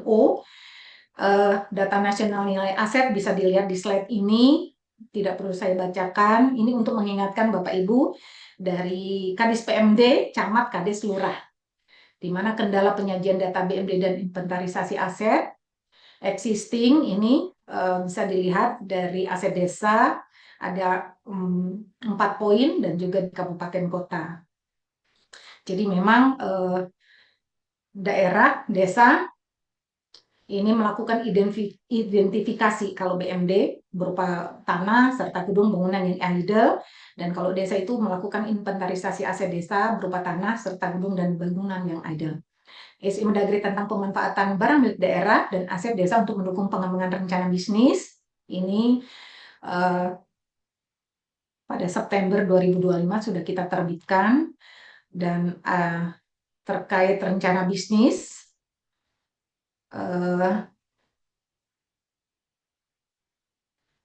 kalau P3K sampai sekarang kita masih menunggu surat ke daerah yang harus diterbitkan oleh Menpan RB. Jadi kalau SDM untuk dari P3K yang ada di provinsi kabupaten kota masih menunggu itu. Progres pengembangan dan operasional Koperasi Merah Putih ini hanya data-data saja Bapak Ibu. Semoga ini bisa, dan kami ini juga kalau data terkait operasionalisasi KDKNP mengambil dari upload dari Simkobdes. Namun ini butuh dukungan Bapak Ibu juga bisa mengupload ke Simkobdes tersebut. Mungkin itu yang bisa saya sampaikan terkait bagaimana dukungan Kemendagri dalam memfasilitasi pemerintah daerah dan pemerintah desa untuk kesuksesan atau mendorong keberhasilan dari KDKNP ini. Jadi itu mungkin Pak Deputi, mohon maaf Bapak Ibu semua, lebih kurangnya yang bisa kami sampaikan pada sesi ini. Wassalamualaikum warahmatullahi wabarakatuh. Terima kasih Ibu Sanaria, Ibu Direktur. Baik, Bapak Ibu para peserta workshop, jadi sudah 4 narasumber yang telah memaparkan materi dengan yang sangat luar biasa ya, dari sisi operasionalisasi KDMP, dari sisi bagaimana dana desa mendukung KDNP, dan bagaimana pemerintah daerah itu juga didorong untuk mendukung keberhasilan KDMP. Dan tadi dari BPKP juga menyampaikan strategi pengawalan BPKP untuk mendorong keberhasilan KDMP. Baik, untuk sesi berikutnya adalah diskusi tanya jawab. Jadi ada 2 metode yang kita akan lakukan untuk menggali pertanyaan dan tanggapan. Yang pertama, kami akan memberi ruang raise hand di aplikasi Zoom. Silahkan Bapak yang pertama, nanti kedua melalui aplikasi Slido yang ada di Linktree. Pertama melalui raise hand, silahkan Bapak Ibu menyampaikan pertanyaan, nama dan dari desa atau dari unit entitas mana gitu. Baik, yang pertama silahkan Bapak Nur dari Natuna. Ya, betul Pak. Silakan Pak, nama dan dari mana, dan pertanyaannya to the point, kira-kira apa yang mau ditanyakan ditujukan ke siapa? Terima kasih Pak. Assalamualaikum warahmatullahi wabarakatuh.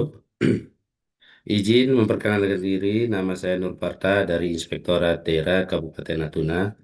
Pertanyaan mungkin saya tanyakan kepada seluruh narasumber nih. Yang pertama di sini kebetulan saya dari Inspektorat, tentunya pertanyaan saya terkait dengan pengawasan dan mitigasi risiko yang kemungkinan akan terjadi. Di mana harapan kami di sini pemerintah, khususnya pemerintah pusat, itu menekankan pentingnya pengawasan dan kontrol mutu, serta kolaborasi nih, baik dari pihak Kejaksaan Agung dengan jaga desanya maupun APH terkait. Di mana ini mitigasi risikonya ini perlu dilakukan selama pembangunan. setidaknya agar tidak terjadi penyimpangan. Yang ini merupakan tantangan tersendiri.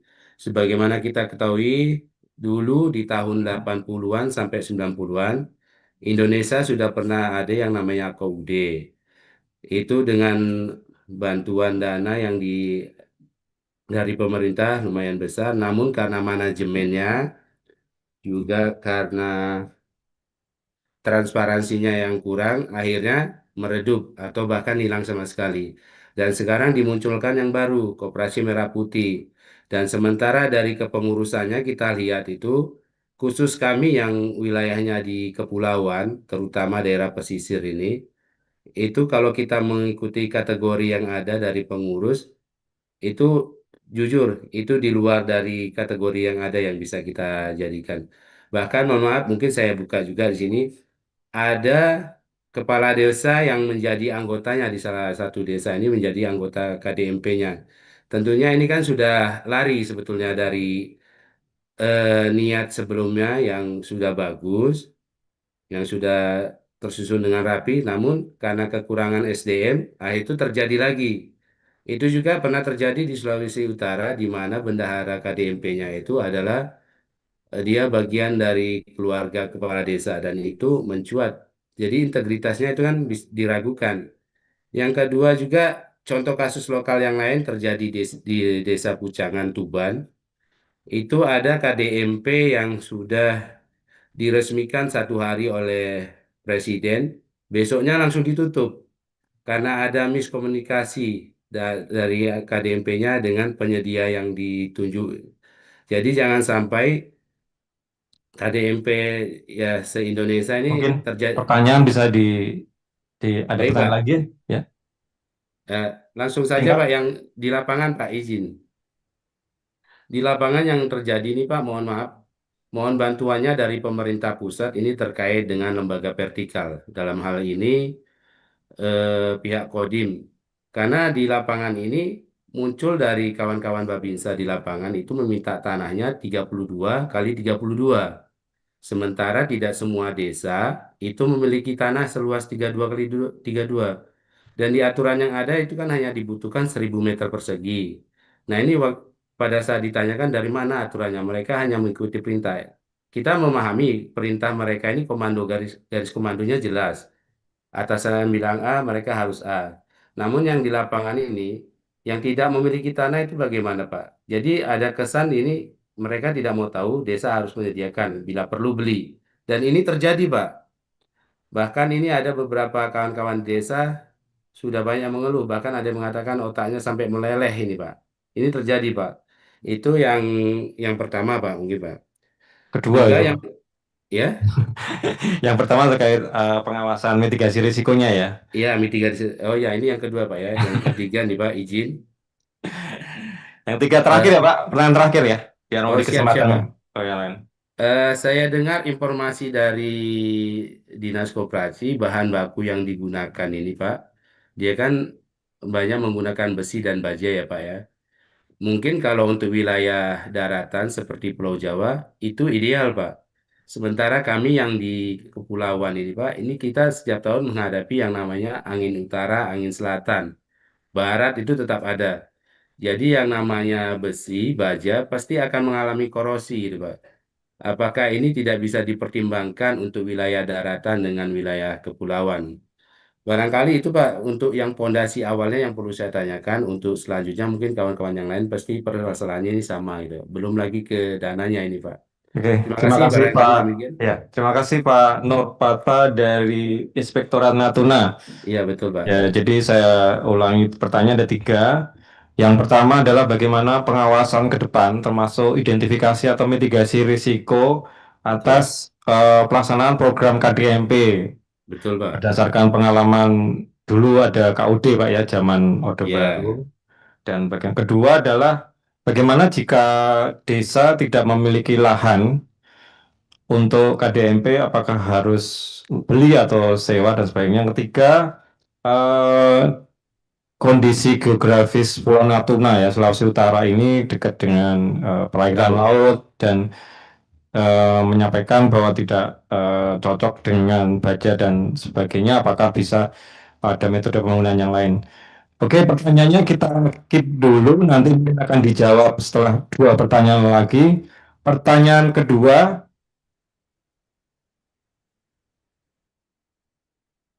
dari pemerintah Desa Telogo, silakan. Di akun di Zoom saya lihat pemerintah Desa Telogo. Silakan di unmute Bapak atau Ibu di Desa Telogo.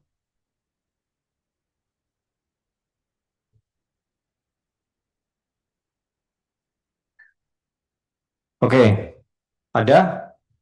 Kalau enggak, kita harus geser dulu ke KDMP Wonorejo Kedawung. Oh, bentar. Baik, Pak. Selamat siang. Dari Telogo ya? Ya.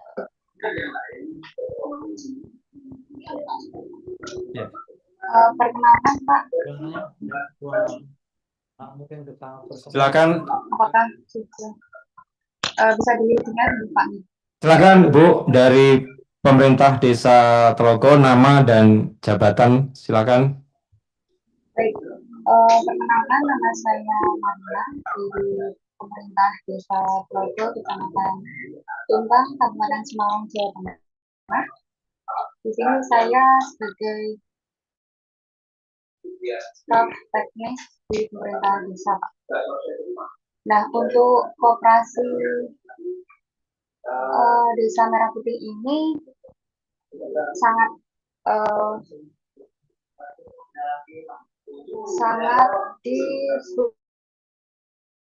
dibutuhkan sekali oleh masyarakat desa, Pak, di sini. Nah, jadi untuk beberapa materi yang disampaikan tadi, saya langsung memberikan pertanyaan.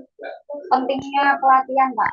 Pentingnya pelatihan untuk FM yang akan melaksanakan di KDMP Desa Telogo khususnya yang saya tanyakan. Nah, nanti untuk model pendampingan teknisnya dan manajerial seperti apa yang paling dibutuhkan oleh pengurus koperasi desa kami agar mampu mengelola, mempertanggungjawabkan, dan mengembangkan aset yang bersumber dari dana desa secara profesional dan berkelanjutan. Karena kan dari dana desa sudah digelontorkan 3M untuk setiap desa seperti itu. Itu saja, Pak. Terima kasih. Baik, terima kasih Bu Marta dari Desa Telogo. Jadi pertanyaannya adalah bagaimana bentuk pendampingan khususnya bagi para pengurus KDMP, mungkin dari sisi manajerial, teknis, dan sebagainya. Pertanyaan kedua. Baik, pertanyaan ketiga, terakhir sebelum nanti dijawab oleh para narasumber, dari KDMP Bandua Balai Pasaman Barat. Silakan Pak menyampaikan pertanyaannya.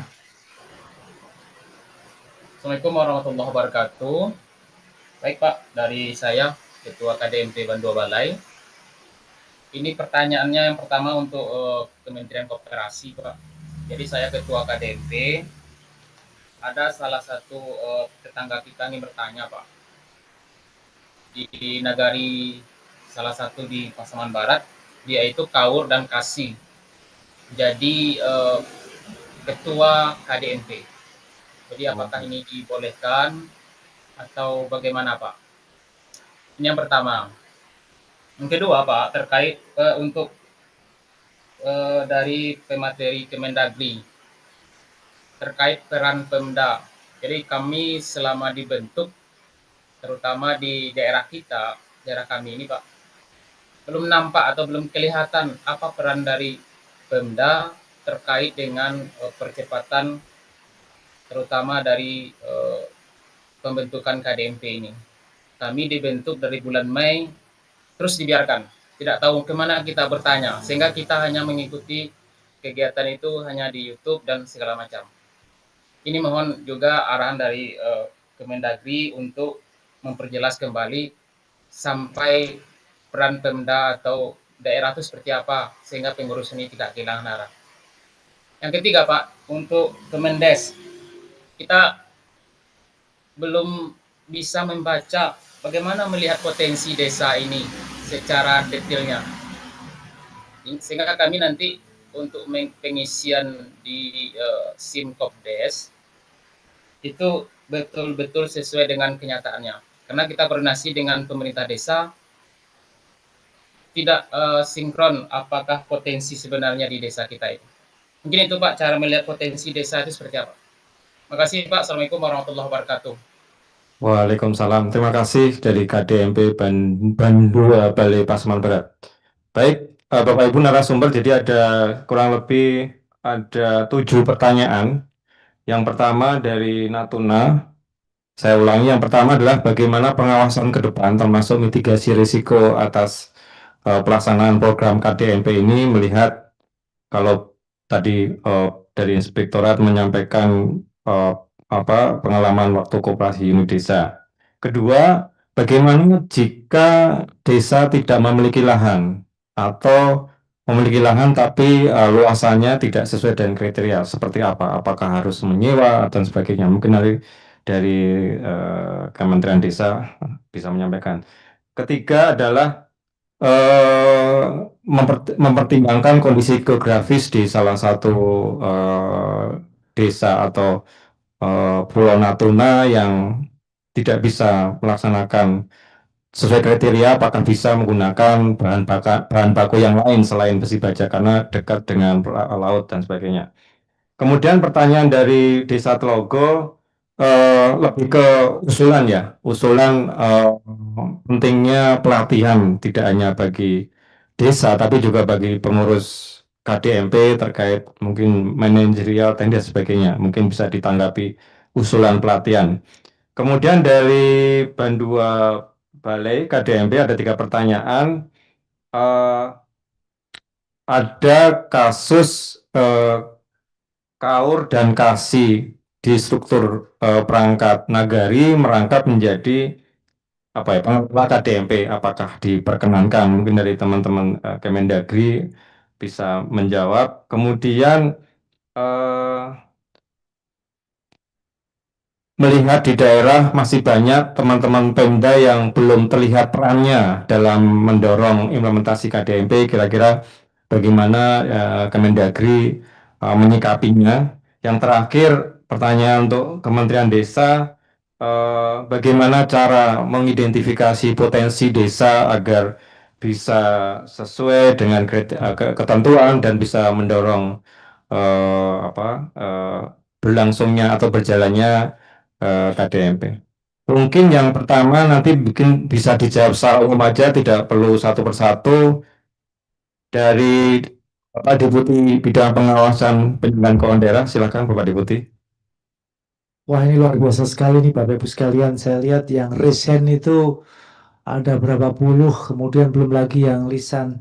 Tapi bersyukurnya dari 3 penanya tadi mencerminkan kondisi real di lapangan dan juga kekhawatiran dan juga pemikiran-pemikiran ke depan dari para penanya tadi yang bisa mewakili dalam batch pertanyaan pertama.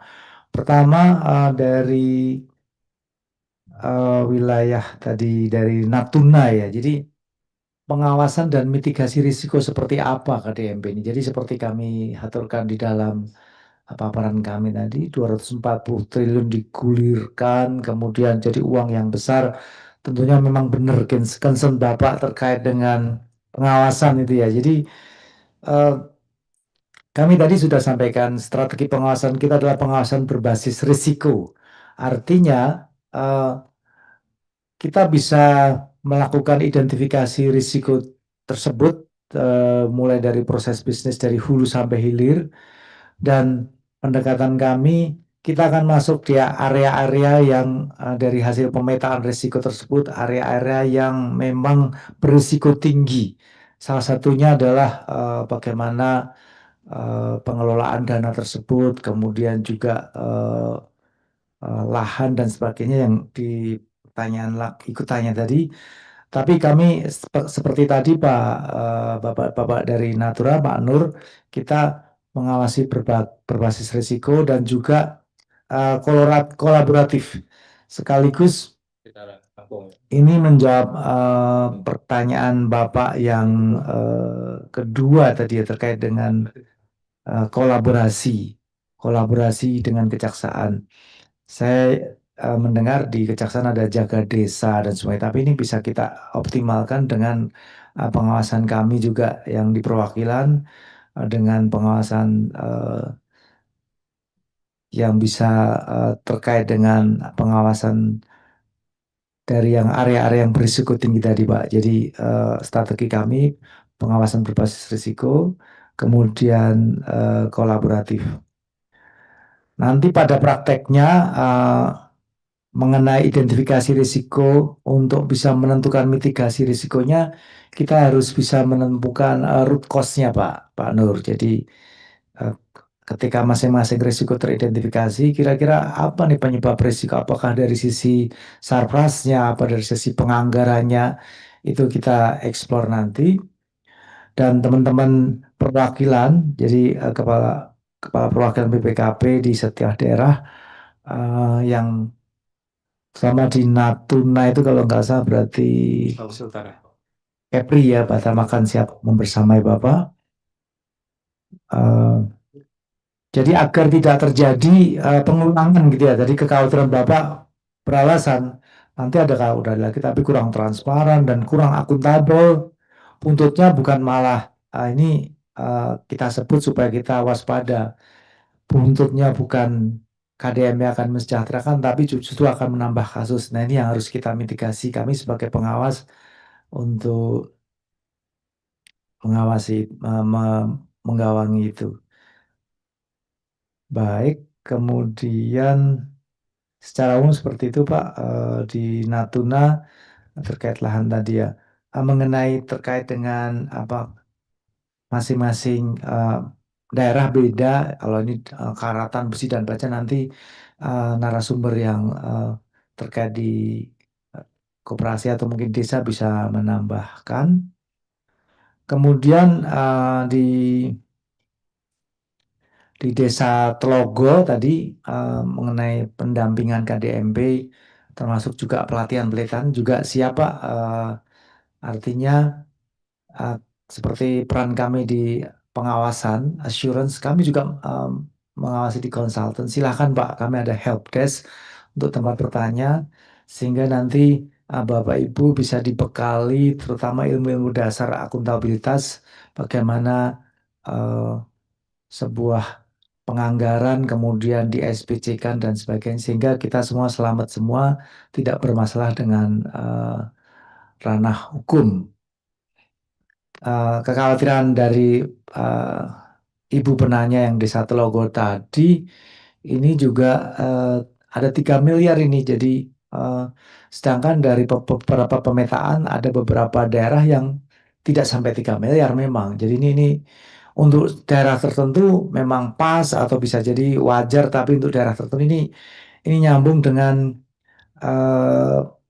permasalahan yang disampaikan oleh Pasaman Barat sekaligus. Jadi untuk Ibu Desa Telogo seperti itu ya Bu ya, kami siap memberikan pelatihan.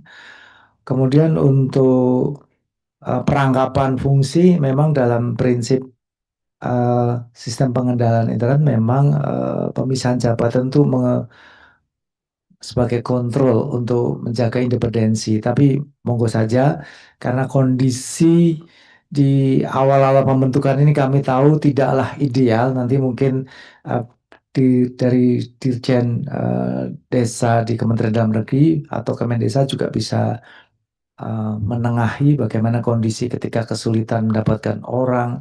Sementara ini dari sisi pengendalian juga mengganggu gitu ya, mengganggu independensi. Berikutnya terkait dengan potensi desa ini secara detail juga nanti akan Kementerian Desa akan menambahkan. Saya kira secara umum seperti itu mungkin akan ditambahkan oleh Bapak Ibu narasumber yang lain. Terima kasih, appreciate untuk para penanya. Terima kasih Bapak Deputi. Selanjutnya dari Bapak Herbert Siagian dari Kementerian Koperasi masih ada di Zoom? Atau sudah live? Oke, sepertinya ada cara lain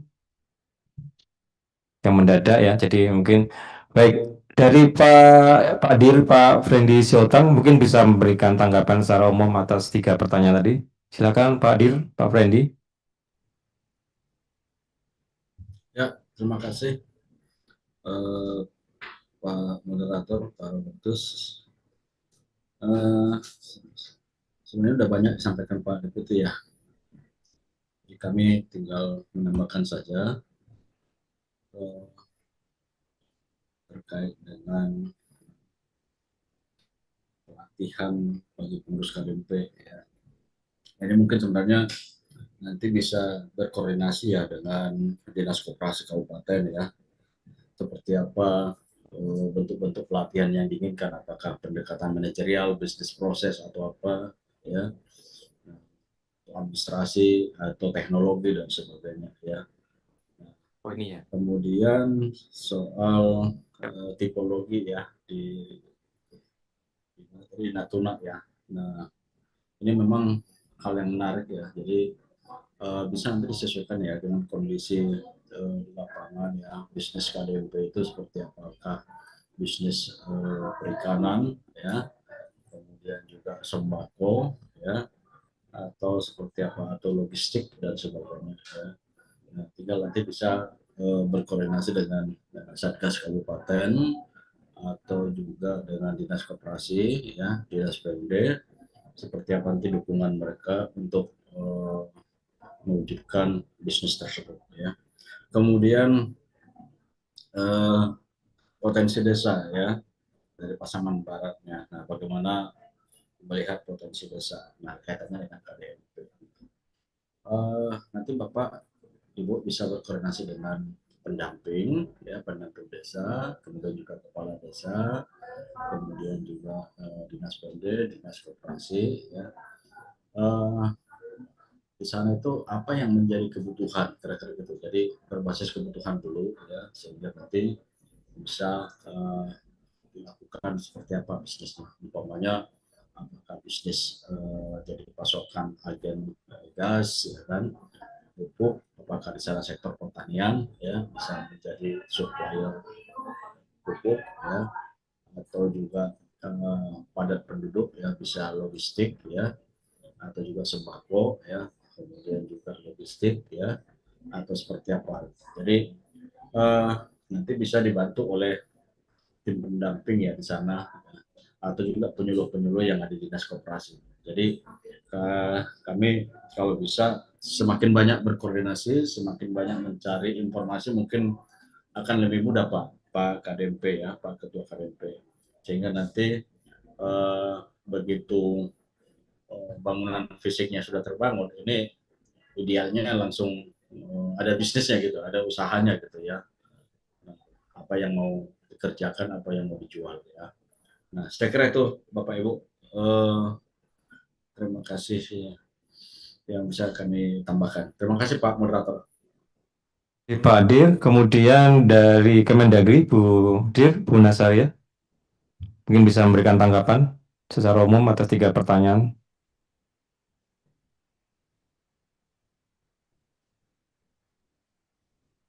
Bu Dir, Bu Nasaria, masih bergabung dengan Zoom?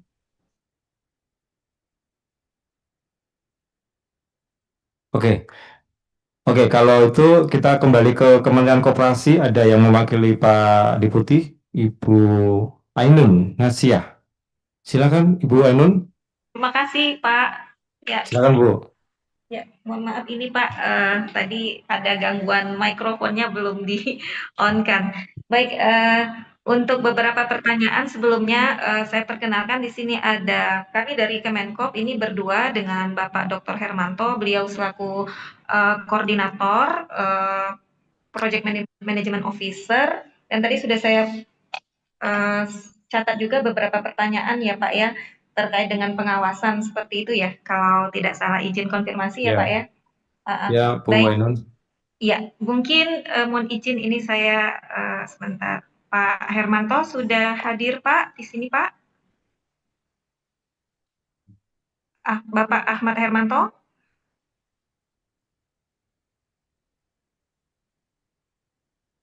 sebentar. Pak Aher? Mungkin mikrofon ya. Hadir, Ibu. Hadir, Bu. Ya, silakan Bu Ainun atau Pak Aher. Bu, mohon izin, saya baru join, Pak. Pertanyaannya. Oke.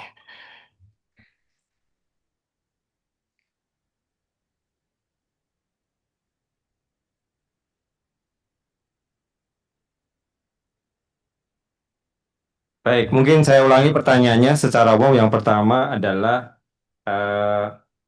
pengawasan ke depan terkait KDMP, mitigasi risikonya, kemudian adanya perangkapan jabatan antara pengurus KDMP dan perangkat desa, termasuk juga usulan pelatihan bagi para pengurus KDMP, dan juga bagaimana dengan desa-desa yang tidak memiliki lahan sendiri untuk lokasi KDMP. Itu kira-kira gambarannya, Pak Aher atau Bu Ainun mungkin dari Kementerian Koperasi bisa memberikan tanggapannya. Baik. Baik, izin saya menjawab, Bapak, Ibu semua. Bisa Silakan, mendengar Pak. suara saya? Bisa, Pak. Silakan, Pak. Baik, terima kasih Bapak Ibu sekalian. Mohon izin kami karena beliau Pak Deputi ada panggilan mendadak Pak Menteri, jadi saya dari PMO Pusat menyampaikan bahwa pertama tentang desa yang tidak memiliki lahan sendiri. Jadi kami memang PMO dan Business Assistant di lapangan itu ditugaskan untuk berkoordinasi dengan TNI, melakukan pendataan terhadap lahan yang akan digunakan untuk gerai fisik gudang dan perlengkapan koperasi. Namun memang perkembangannya sekarang ini baru sekitar 25.000 dari target 75.000 pada 15 November. Nah, hal itu dikarenakan karena salah satunya adalah desa tidak memiliki lahan sendiri. Bahkan bukan hanya desa, sekelurahan. Nah, saat ini kebijakannya adalah desa-desa yang siap dulu memiliki lokasi strategis dan 1.000 meter persegi itu diajukan terlebih dahulu, bahkan kemudian turun menjadi 600 boleh diajukan. Nah, selanjutnya memang kami masih menunggu kebijakan lanjutan, apakah memang sudah banyak usulan, misalnya ada hibah dari perorangan. Jadi hibah dari perorangan itu kemudian tetapi asalkan statusnya clear and clean itu kemudian bisa disepakati untuk digunakan oleh KDKMP. Ada juga usulan sewa atau hak guna bangunan dan seterusnya, itu juga dimohonkan dibuatkan clear and clean statusnya, apakah bahwa kemudian akan digunakan oleh KDKMP. Itu yang pertama. Jadi kebijakannya adalah tetap diutamakan adalah tanah milik pemerintah, baik pemerintah desa, kabupaten, provinsi, dan seterusnya, dan atau milik badan negara.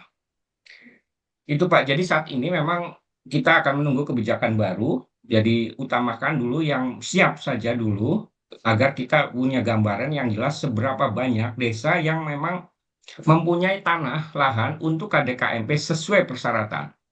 Begitu. Yang kedua, pelatihan KDKMP, mengurus PMO, pendamping dan sebagainya, itu dilaksanakan dan sebagian besar sudah dilaksanakan, sejauh ini sudah hampir 20 provinsi, itu dilaksanakan oleh Dinas Koperasi setempat, khususnya dilaksanakan oleh provinsi, berdasarkan dana dekonstruksi dari Kementerian Koperasi.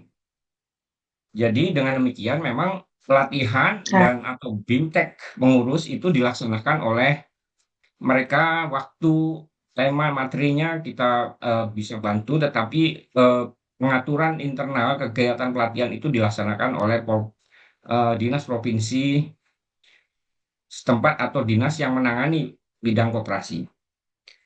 Kemudian ini betul juga terjadi bahwa ada perangkat desa yang merangkap jabatan atau memang pertama kita memaklumi bahwa sesuai instruksi Presiden kesempatan nomor 9, dan petunjuk pelaksanaan menteri bahwa tentang pembentukan KDKMP ya, bahwa memang muasalnya kepala desa ini ex officio adalah pengawas koperasi, ya kan? Tetapi kemudian memang ada implikasi bahwa perangkat desa menjadi juga pengurus koperasi. Dalam hal pengawas desa menjadi pengurus koperasi, saya kira sepanjang itu dilakukan berdasarkan musdes yang benar, itu tidak masalah. Kecuali memang kepala desa sebagai ex officio pengawas, ketua pengawas. Nah, selanjutnya koperasi bisa melakukan satu mekanisme secara kelembagaan apabila kemudian dilakukan musyawarah anggota kembali dan melakukan proses pemilihan kembali. Dan sejauh yang kami amati saat ini, Bapak-bapak semua dari berbagai provinsi, kami memang mengidentifikasi jumlah anggota juga belum memadai. Dan oleh karena itu, hal-hal yang demikian selama memang kemudian masih dalam proses pembentukan, proses pembangunan fisik, itu memang belum terjadi komplikasi persoalan yang terjadi di lapangan. Namun, jika kemudian nanti di lapangan terjadi konflik interest dan atau konflik kewenangan di lapangan, itu boleh dilakukan mekanisme internal secara kelembagaan oleh KDKMP masing-masing. Nah, kemudian pengawasan ke depan. Jadi Kementerian Koperasi melalui Deputi Pengawasan itu memang merancang satu operasionalisasi KDKMP dengan proses koordinasi dan sinkronisasi pengawasan melalui mekanisme sistem informasi manajemen SIMKOPDES KDKMP. Jadi dari semua data yang diinput oleh pengurus, kemudian diinventarisir oleh business assistant, kemudian dilaporkan kepada dinas, kemudian diverifikasi juga oleh PMO kabupaten, dilaporkan ke provinsi, dan dilaporkan ke pusat untuk dianalisis dan direkomendasikan kebijakan-kebijakan baru yang sesuai dengan kondisi dan situasi daerah. Dengan demikian, strategi pengawasan ke depan itu memang satu berbasis standarisasi nasional tentang sistem informasi digital. Kemudian kami juga menyusun atau Kemenkop membentuk PMO sebagai satu simpul data nasional sebagai salah satu bagian dari pengawasan organik terhadap KDKMP di seluruh Indonesia. Dan juga kami terus berkoordinasi dengan pemerintah daerah dan lintas KL untuk update perkembangan-perkembangan, terutama saat ini terkait dengan pendataan lahan. Jadi mitigasi risikonya adalah kita mengharapkan semua partisipasi masyarakat dan terutama bagaimana KDKMP itu anggotanya sangat minimal dan itu bagaimana kemudian melibatkan sosialisasi dari pengurus KDKMP di wilayah di tingkat desa untuk bisa merekrut anggota sebanyak mungkin, dan itulah salah satu partisipasi atau mitigasi resiko dari sistem pengawasan nasional. Walaupun kami sudah merancang bagaimana mekanisme manajemen, digitalisasi pelaporan, kemudian format-format aturan tunjuk pelaksanaan, bahkan pembagian pemetaan dan gugus tugas masing-masing, kemudian peran dinas koperasi dengan Kementerian Koperasi melalui PMO. Kira-kira demikian Pak, secara umum dapat saya sampaikan tentang pertanyaan tadi. Terima kasih Pak. Terima kasih Pak Aher. Mungkin ada helpdesk di Kementerian Koperasi ya Pak ya? Mungkin tadi ada beberapa pertanyaan, apakah ada semacam call center atau helpdesk terkait KDMP ini? Ada ya? Minta izin Pak, untuk helpdesk kami memang di tingkat pusat itu diamanahkan pada PMO, dalam hal ini PMO pusat, saya kebetulan koordinator PMO pusat, itu bisa dikontak kepada kami. Kemudian untuk bisnis asisten juga ada helpdesk khusus karena memang itu diampu oleh Deputi 2 pengembangan bisnis. Begitu Pak. Baik, terima kasih Pak Aher. Kemudian Bu Sanaria masih bergabung, Bu? Iya, Ya, silakan Bu Dir. sambil jalan. Di jalan ya. Ya, Izin. silakan Bu Dir. Iya. Izin. Tadi di mute saya. Silakan Terima Bu. kasih. Mungkin secara garis besar saja, misalnya tadi terkait peran dari pemerintah daerah maupun mungkin pemerintah daerah ya, terutama provinsi, kabupaten, kota yang kurang optimal mengawal ya Pak Deputi. Nah ini memang itulah gunanya adanya satgas di provinsi maupun kabupaten kota. Jadi harus dioptimalkan peran satgas itu, di mana satgas provinsi, kabupaten, kota kan ini terdiri dari anggotanya OPD-OPD terkait. Nah ini memang harus ada komunikasi, koordinasi, dan kami uh, selalu tidak lupa di dalam rapat atau rakor pemerintahan daerah mengundang teman-teman Satgas Provinsi Kabupaten Kota Pak Deputi. Mohon izin kalau memang masih kurang untuk menggugah aktivitas dari atau perannya teman-teman di pemerintah daerah. Ini tadi dari teman-teman KDMP Bandua Balai Pasaman Barat tadi katanya. Dan itu harapan kami dengan kehadiran undangan dari BPKP ini, Dinas PMD, Dinas Koperasi, Inspektorat sebagai pengawas di daerah untuk mendorong terkait itu melalui paling tidak Sekda. Nah, terkait dengan tadi dari Natuna, Pak Nur Patra, saya ambil secara makro saja. Apabila di kepulauan tidak ada lahan yang seluas 1.000 meter persegi, dan misalnya juga kalau di kepulauan itu bangunan di atas laut dan lain-lain yang berpasir, tidak sesuai dengan kriteria nih Pak Deputi. Catatan kami memang perlu penyesuaian konstruksi dari PT Agrinas dan juga perlu dukungan dari Pemda setempat untuk dikomunikasikan.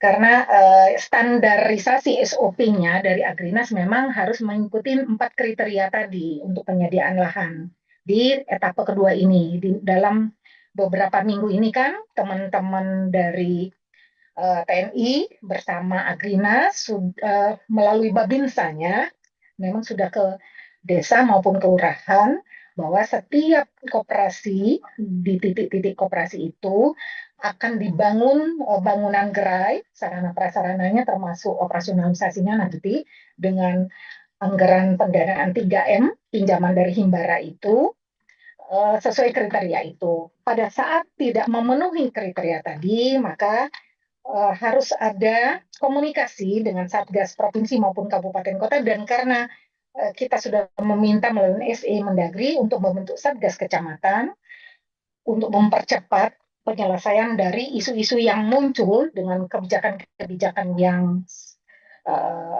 melakukan penyesuaian agar etapa 2 ini bisa dilaksanakan untuk pembangunan gerai tadi. Maka kita butuh memang ada komunikasi sehingga nanti teman-teman dari PT Agrinas, karena misalnya tadi tidak sesuai kriteria, maka akan dilakukan penyesuaian oleh PT Agrinas langsung dan perlu dukungan dari Pemdanya. Nah, itu mungkin yang bisa saya sampaikan, Pak Deputi, sementara. Dan kami ada di dalam keanggotaan Satgas Nasional bersama-sama dengan Kementerian Koperasi, Kementerian PDP, dan kementerian lainnya yang terkait, itu akan bersama-sama membantu, mendukung, memfasilitasi isu-isu yang dihadapin pada etapa kedua ini. Setiap hari memang kita selalu melakukan fasilitasi Pak Deputi, tapi memang dengan 80.000 target untuk pembangunan operasionalisasi dari KDKMP ini nggak gampang. Jadi memang butuh dukungan dari Satgas Provinsi, Satgas Kabupaten Kota, dan juga Satgas Kecamatan, sehingga nanti proses untuk penyelesaian isu-isu yang ada itu bisa cepat bisa dilakukan, karena tidak bisa diputuskan oleh masing-masing dari KL, karena ini keterpaduan. Jadi mungkin itu Pak Deputi sementara dari kami. Kami siap melalui Kemendagri atau dari Kementerian Koperasi tadi sudah sampaikan ada help desk, dan di kami juga ada help desk melalui Sapa Desa dan SIP Desk. Itu saja mungkin Pak Deputi, sementara dari kami. Dan dari Irjen kami pun bisa komunikasi karena memang diperintahkan Bapak Menteri Dalam Negeri, Inspektorat Jenderal, untuk terlibat juga langsung dalam monitoring dan pengawasan kepada teman-teman di daerah.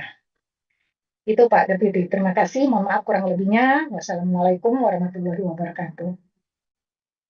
Terima kasih Bu Dir, Ibu Nasaria. Bapak Ibu, sebelumnya kami minta maaf atas ini ya, atas banyaknya pertanyaan. Jadi saat ini dari yang mengikuti workshop tidak hanya via Zoom, juga lewat YouTube ada sekitar 2.300 peserta. Jadi ada apa ya, mekanisme pertanyaan juga yang kita sampaikan lewat teman-teman di YouTube melalui Google Form. Jadi kami mohon maaf untuk yang resen sementara. Kita akan sesi berikutnya adalah kita coba ambil beberapa pertanyaan dari Google Form yang telah diisi, ada 139 pertanyaan. Coba nanti kita akan ringkas menjadi beberapa pertanyaan. Dan untuk pertanyaan-pertanyaan yang belum terjawab, nanti akan kita siapkan semacam Q&A atas pertanyaan-pertanyaan hasil workshop itu, dan nanti akan kita share ke teman-teman melalui berbagai jalur komunikasi. Jadi nggak perlu khawatir ketika hari ini tidak terjawab karena memang antusias teman-teman luar biasa dan dari sisi kami keterbatasan waktu. Baik, kami bergeser ke pertanyaan dari Google Form.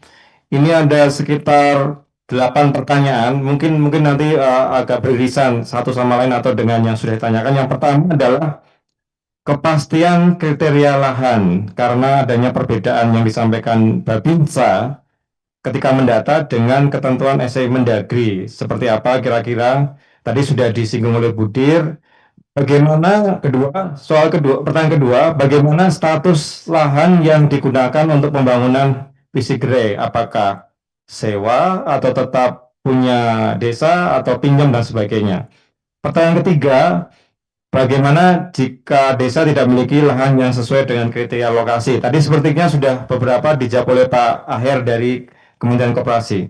Pertanyaan keempat, regulasi sebagai dasar pembongkaran bangunan aset desa untuk penyiapan lahan pembangunan fisik KDMP, kira-kira ada regulasinya? Tidak. Kemudian bangunan SD, pasar desa, gedung BMD, dan bangunan lain apakah dalam alih fungsi bisa digunakan untuk alih fungsi KDMP? Kemudian pertanyaan berikutnya terkait dengan PT Agrinas. Jadi apakah anggaran yang digunakan oleh PT Agrinas dan TNI untuk membangun KDMP akan diganti oleh dana desa? Untuk proses penganggarannya bagaimana? Sepertinya tadi sebenarnya sudah disinggung oleh Pak Frendi ya, kira-kira besaran dana juga Budir juga Pak Deputi. Kemudian bagaimana regulasi terkait jika lahan berada di dalam lokasi perhutani atau lahan hijau, bagaimana proses perizinannya dan bayaran dan sebagainya. Jadi apakah ada proses perizinan ketika lahannya sudah cocok, ternyata itu milik perhutani atau masuk kawasan hijau. Yang terakhir terkait BUMDes. BUMDes Besok. memiliki beberapa unit usaha yang mungkin akan beririsan dengan KDMP. Sementara sampai saat ini KDMP di desa belum ada pergerakan sama sekali. Sedangkan di desa sumber daya desa sebagian besar sudah dikelola oleh BUMDes. Mungkin lebih ke sinergi ya. Pertanyaannya bagaimana sinergi antara KDMP dengan BUMDes? Sepertinya kan tidak saling menghilangkan atau tidak saling berkompetisi tapi bersinergi. Itu kira-kira pertanyaan yang kami ambil dari Google Form karena ada 134 pertanyaan dan di YouTube ada 2.300 viewer ya. Jadi mungkin tidak bisa kami jawab satu persatu, tapi kami janji akan mengakomodir semua pertanyaan dalam bentuk Q&A dan nanti kami sampaikan. Baik, ya, yang pertama dari teman-teman Kementerian Koperasi, Bu Ainun atau Pak Aher menjawab secara umum atas beberapa pertanyaan. Silakan mungkin Pak Aher bisa memberikan tanggapan lagi. Baik, baik Bapak, terima kasih Bapak Ibu sekalian. Jadi pertanyaan ini untuk kami semua, untuk yang semua ya, kepastian kriteria lahan. Jadi kalau di kami sekali lagi kriteria lahan yang masuk ke sistem Simkopdes kami, sistem Simkopdes KDKMP adalah saat ini yang sudah boleh dapat atau diajukan dan sedang proses verifikasi, sudah memulai pembangunan dan sebagainya, itu diutamakan adalah seluas 1.000 meter persegi yang kemudian akan dibangun 20 kali 30 dan sisanya pelataran, berada di lokasi strategis. Kemudian tanah itu milik pemerintah daerah, baik desa, kecamatan dan seterusnya, dan atau milik KL terkait, dengan catatan bahwa tanah tersebut dialokasikan atau diperuntukkan untuk KDKMP secara kesepakatan bersama sehingga tidak menimbulkan konflik di masyarakat. Nah, saat ini juga kami itu sudah turun, jadi yang 600 boleh diajukan. Jadi nanti Agrinas itu dapat, dan TNI atau Babinsa setempat akan melakukan verifikasi yang 600 kalau memang adanya mulai 600 meter persegi. Jadi itu kira-kira spesifikasi tanah yang kami pahami dari sisi Kemenkop.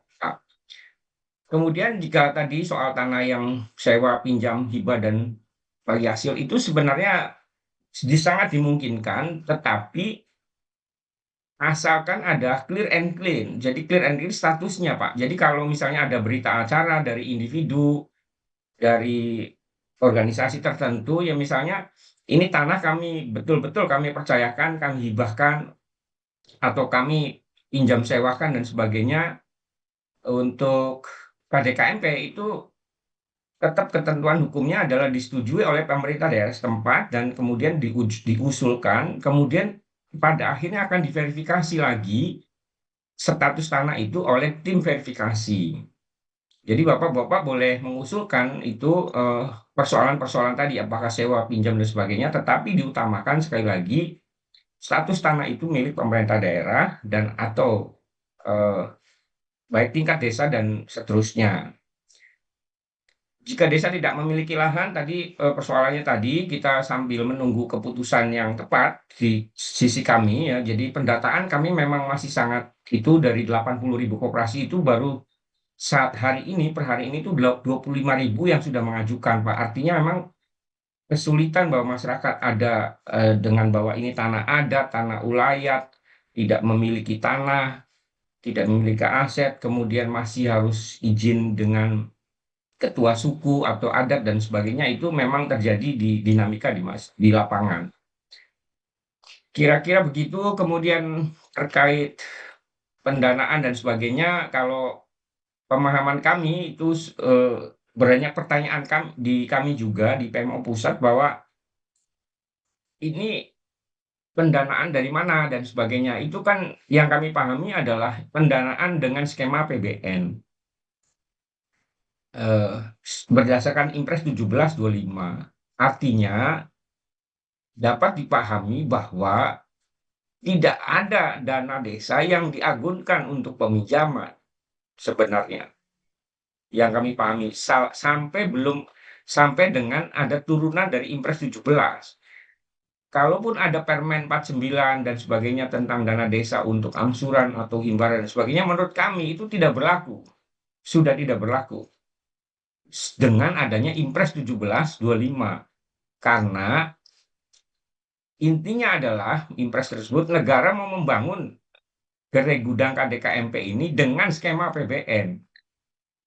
Saya belum berani berdetail skema APBN apakah kemudian hibah ataukah memang di luar dana apa. Yang pasti itu bukan hutang dan atau tidak mungkin mengorbankan dana desa. Saya kira untuk pegiat pembangunan saya kira tidak mungkin juga seperti itu, tetapi kita tunggu turunan dari Impres 1725. Begitu, Pak. Jadi menurut kami desa, teman-teman operasional di lapangan, pengurus KDKMP itu sebaiknya tenang saja, karena Impres 17 itu memerintahkan bahwa gerai gudang akan dibangun dengan skema APBN dengan dana penugasan kepada Agrinas dan TNI. Begitu menurut pandangan kami, Bapak. Nah, kemudian tentang ini sedikit kami pahami, memang ada pertanyaan, bagaimana KDKMP dengan BUMDes?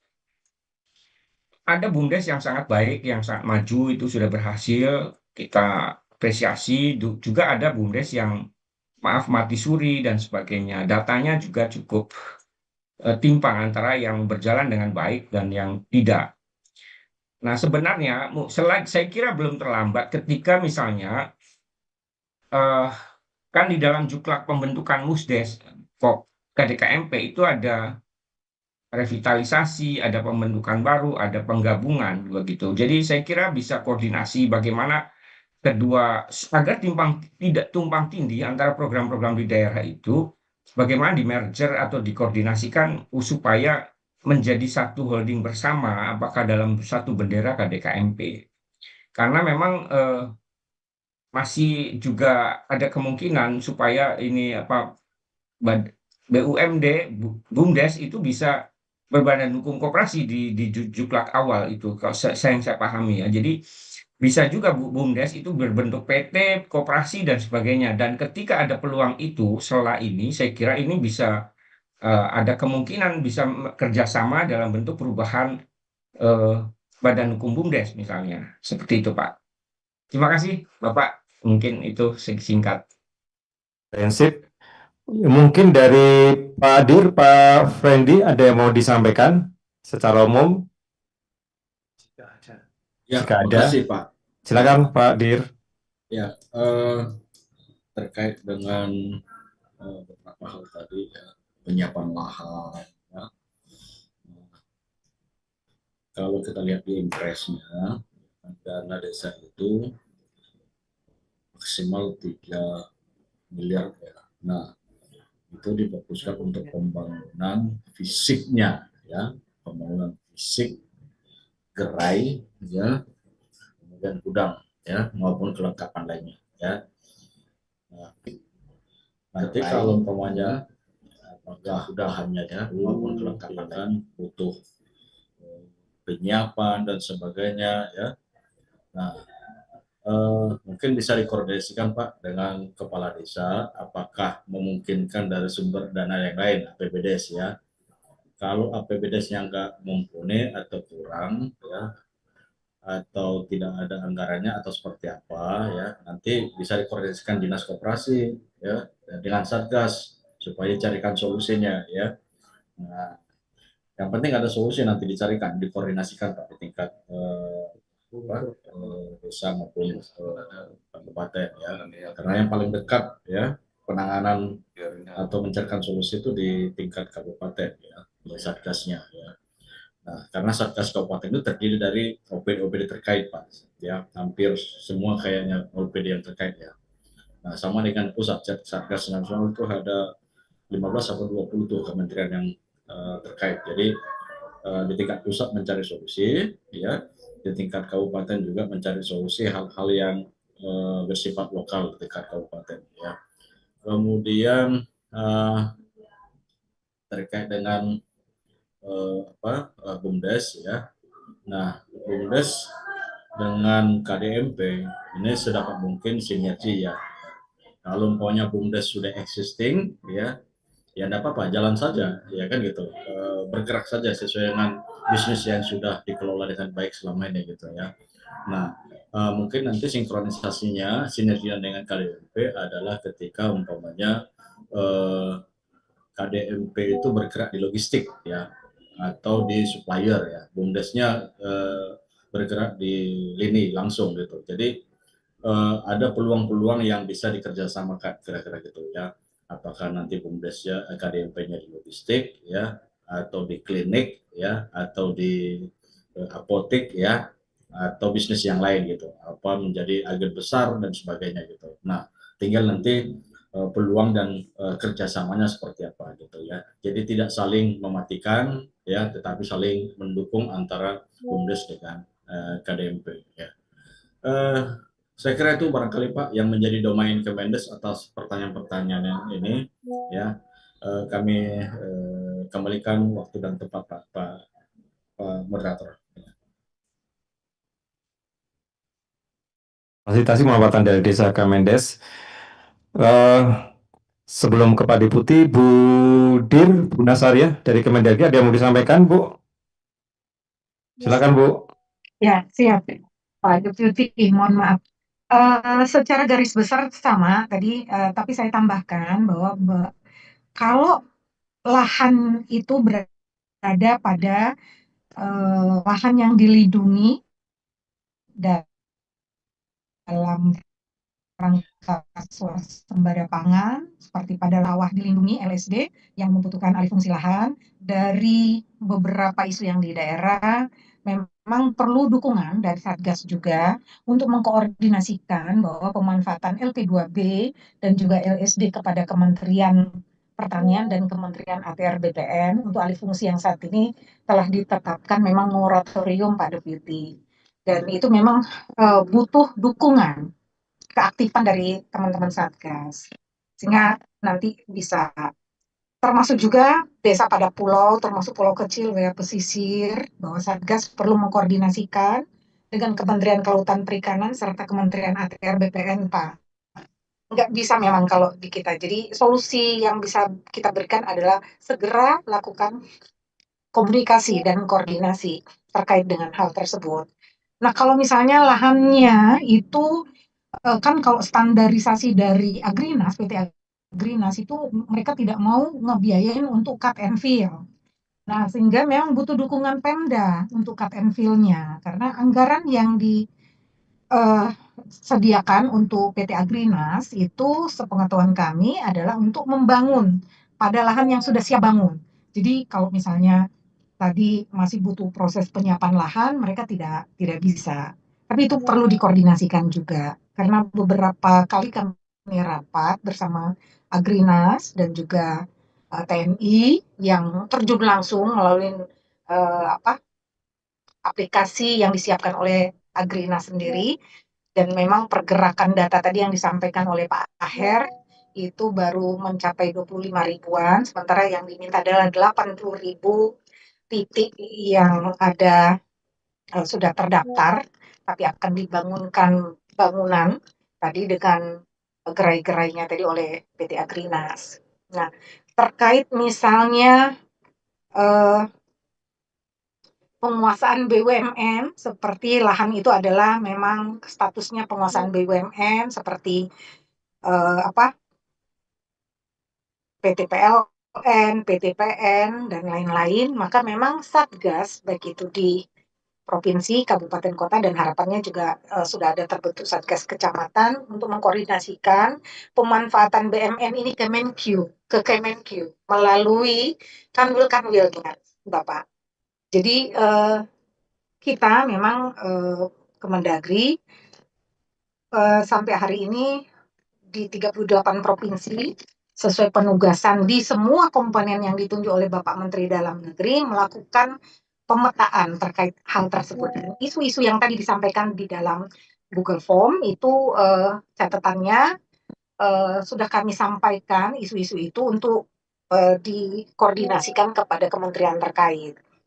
Itu Pak yang bisa kami sampaikan terkait misalnya nanti kami karena pada saat tadi yang disampaikan bahwa misalnya lahannya itu tidak seluas minimal 1.000 meter persegi sesuai kriteria yang dibangun oleh PT Agrinas, maka dari menteri kami diminta juga pemetaan, misalnya ada 3 tabel atau kolom. Yang pertama, lahan yang tersedia di daerah tersebut 0 sampai 800 meter, atau lahan yang tersedia itu 800 sampai 1.000 meter, atau di atas 1.000 meter. Jadi ada 3 kolom yang bisa diinfokan di dalam untuk pendataan aset lahan tadi dengan statusnya kepemilikan dipunyai oleh siapa, 3 data tadi, sehingga nanti kalau misalnya yang tadi disampaikan Pak Her juga,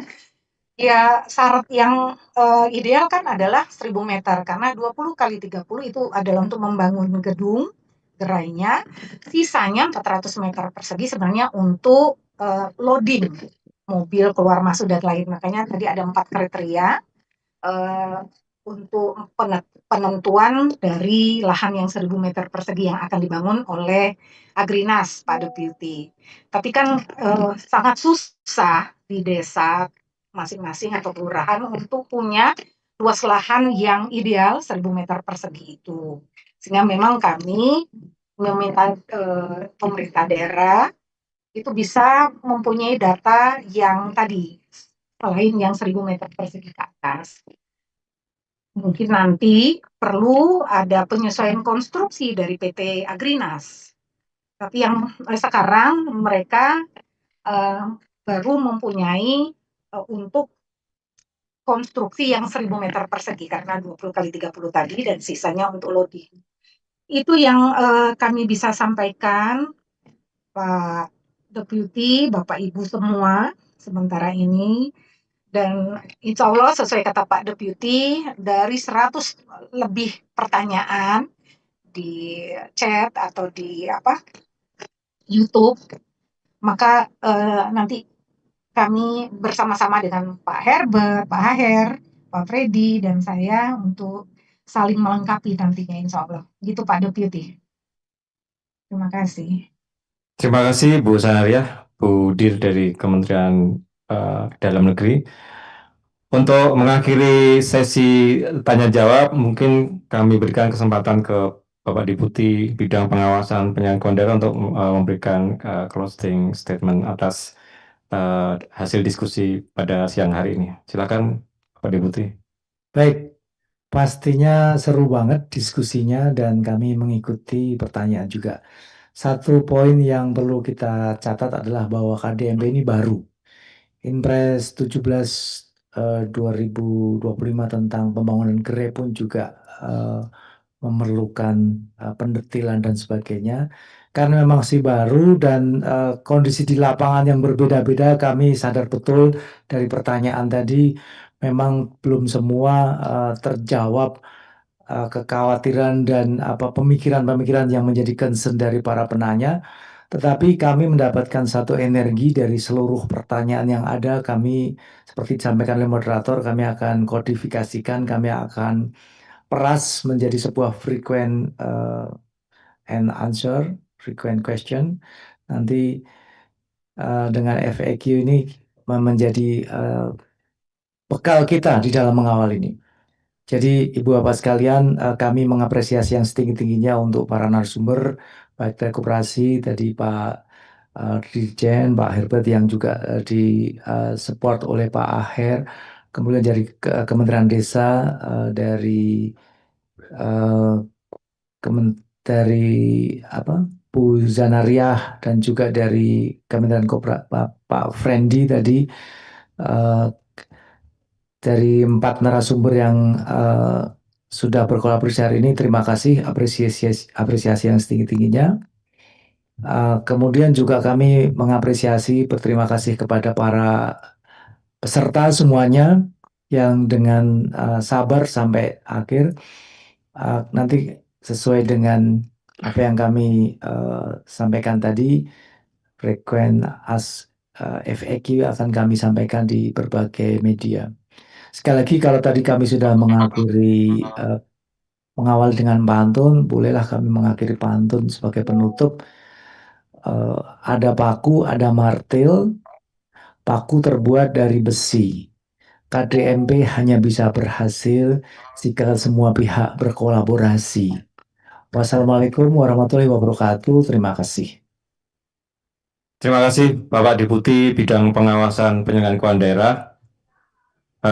Baik Bapak Ibu peserta workshop pada siang hari ini, pertama-tama kami mengucapkan terima kasih atas partisipasinya dari awal sampai akhir. Mohon maaf tidak semua pertanyaan bisa terjawab pada kesempatan kali ini, tapi kami dari panitia akan mengakomodir semua pertanyaan sehingga nanti bisa kami sampaikan lewat berbagai jalur media.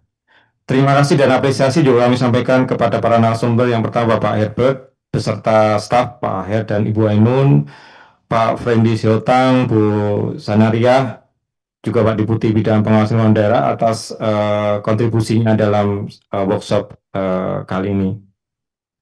Kalau tadi MC dan Pak Deputi sudah menyampaikan pantun, rasanya saya mengakhiri juga harus dengan pantun nih ya. Ke Jakarta bertemu Kak Rosa, tidak lupa membawa keju. Ayo kita kawal desa agar desa semakin maju. Baik, terima kasih Bapak Ibu. Semoga diskusi ini bermanfaat bagi kita semua. Saya kembalikan ke pembawa acara. Silahkan Mas Yuka.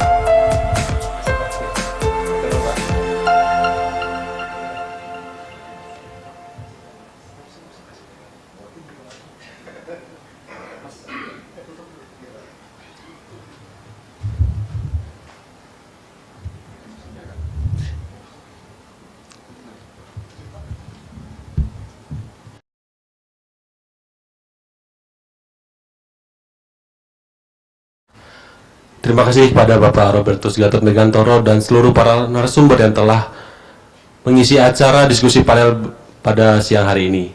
Sekali lagi kami informasikan bahwa daftar hadir dan materi workshop dapat diakses melalui tautan linktree/WS Nasional Desa 2025.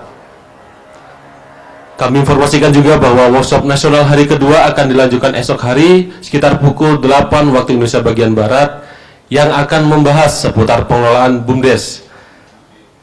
Saya mewakili penyelenggara acara menghaturkan rasa terima kasih kepada para undangan, narasumber, dan peserta yang telah hadir secara daring dalam rangkaian acara workshop kita pada hari ini. Kami mohon maaf apabila selama penyelenggaraan acara terdapat tutur kata yang kurang berkenan. Jalan-jalan naik bendi, jangan lupa tengok kanan kiri. Terima kasih telah ikut acara hari ini. Kami panitia mohon undur diri. Mari kita kuatkan sinergi dan kolaborasi pengelolaan keuangan desa untuk desa maju dan berakuntabilitas. Saya Yoka Febrile Dausi mohon undur diri. Wabillahi taufik wal hidayah. Wassalamualaikum warahmatullahi wabarakatuh. Terima kasih Bapak Ibu semuanya.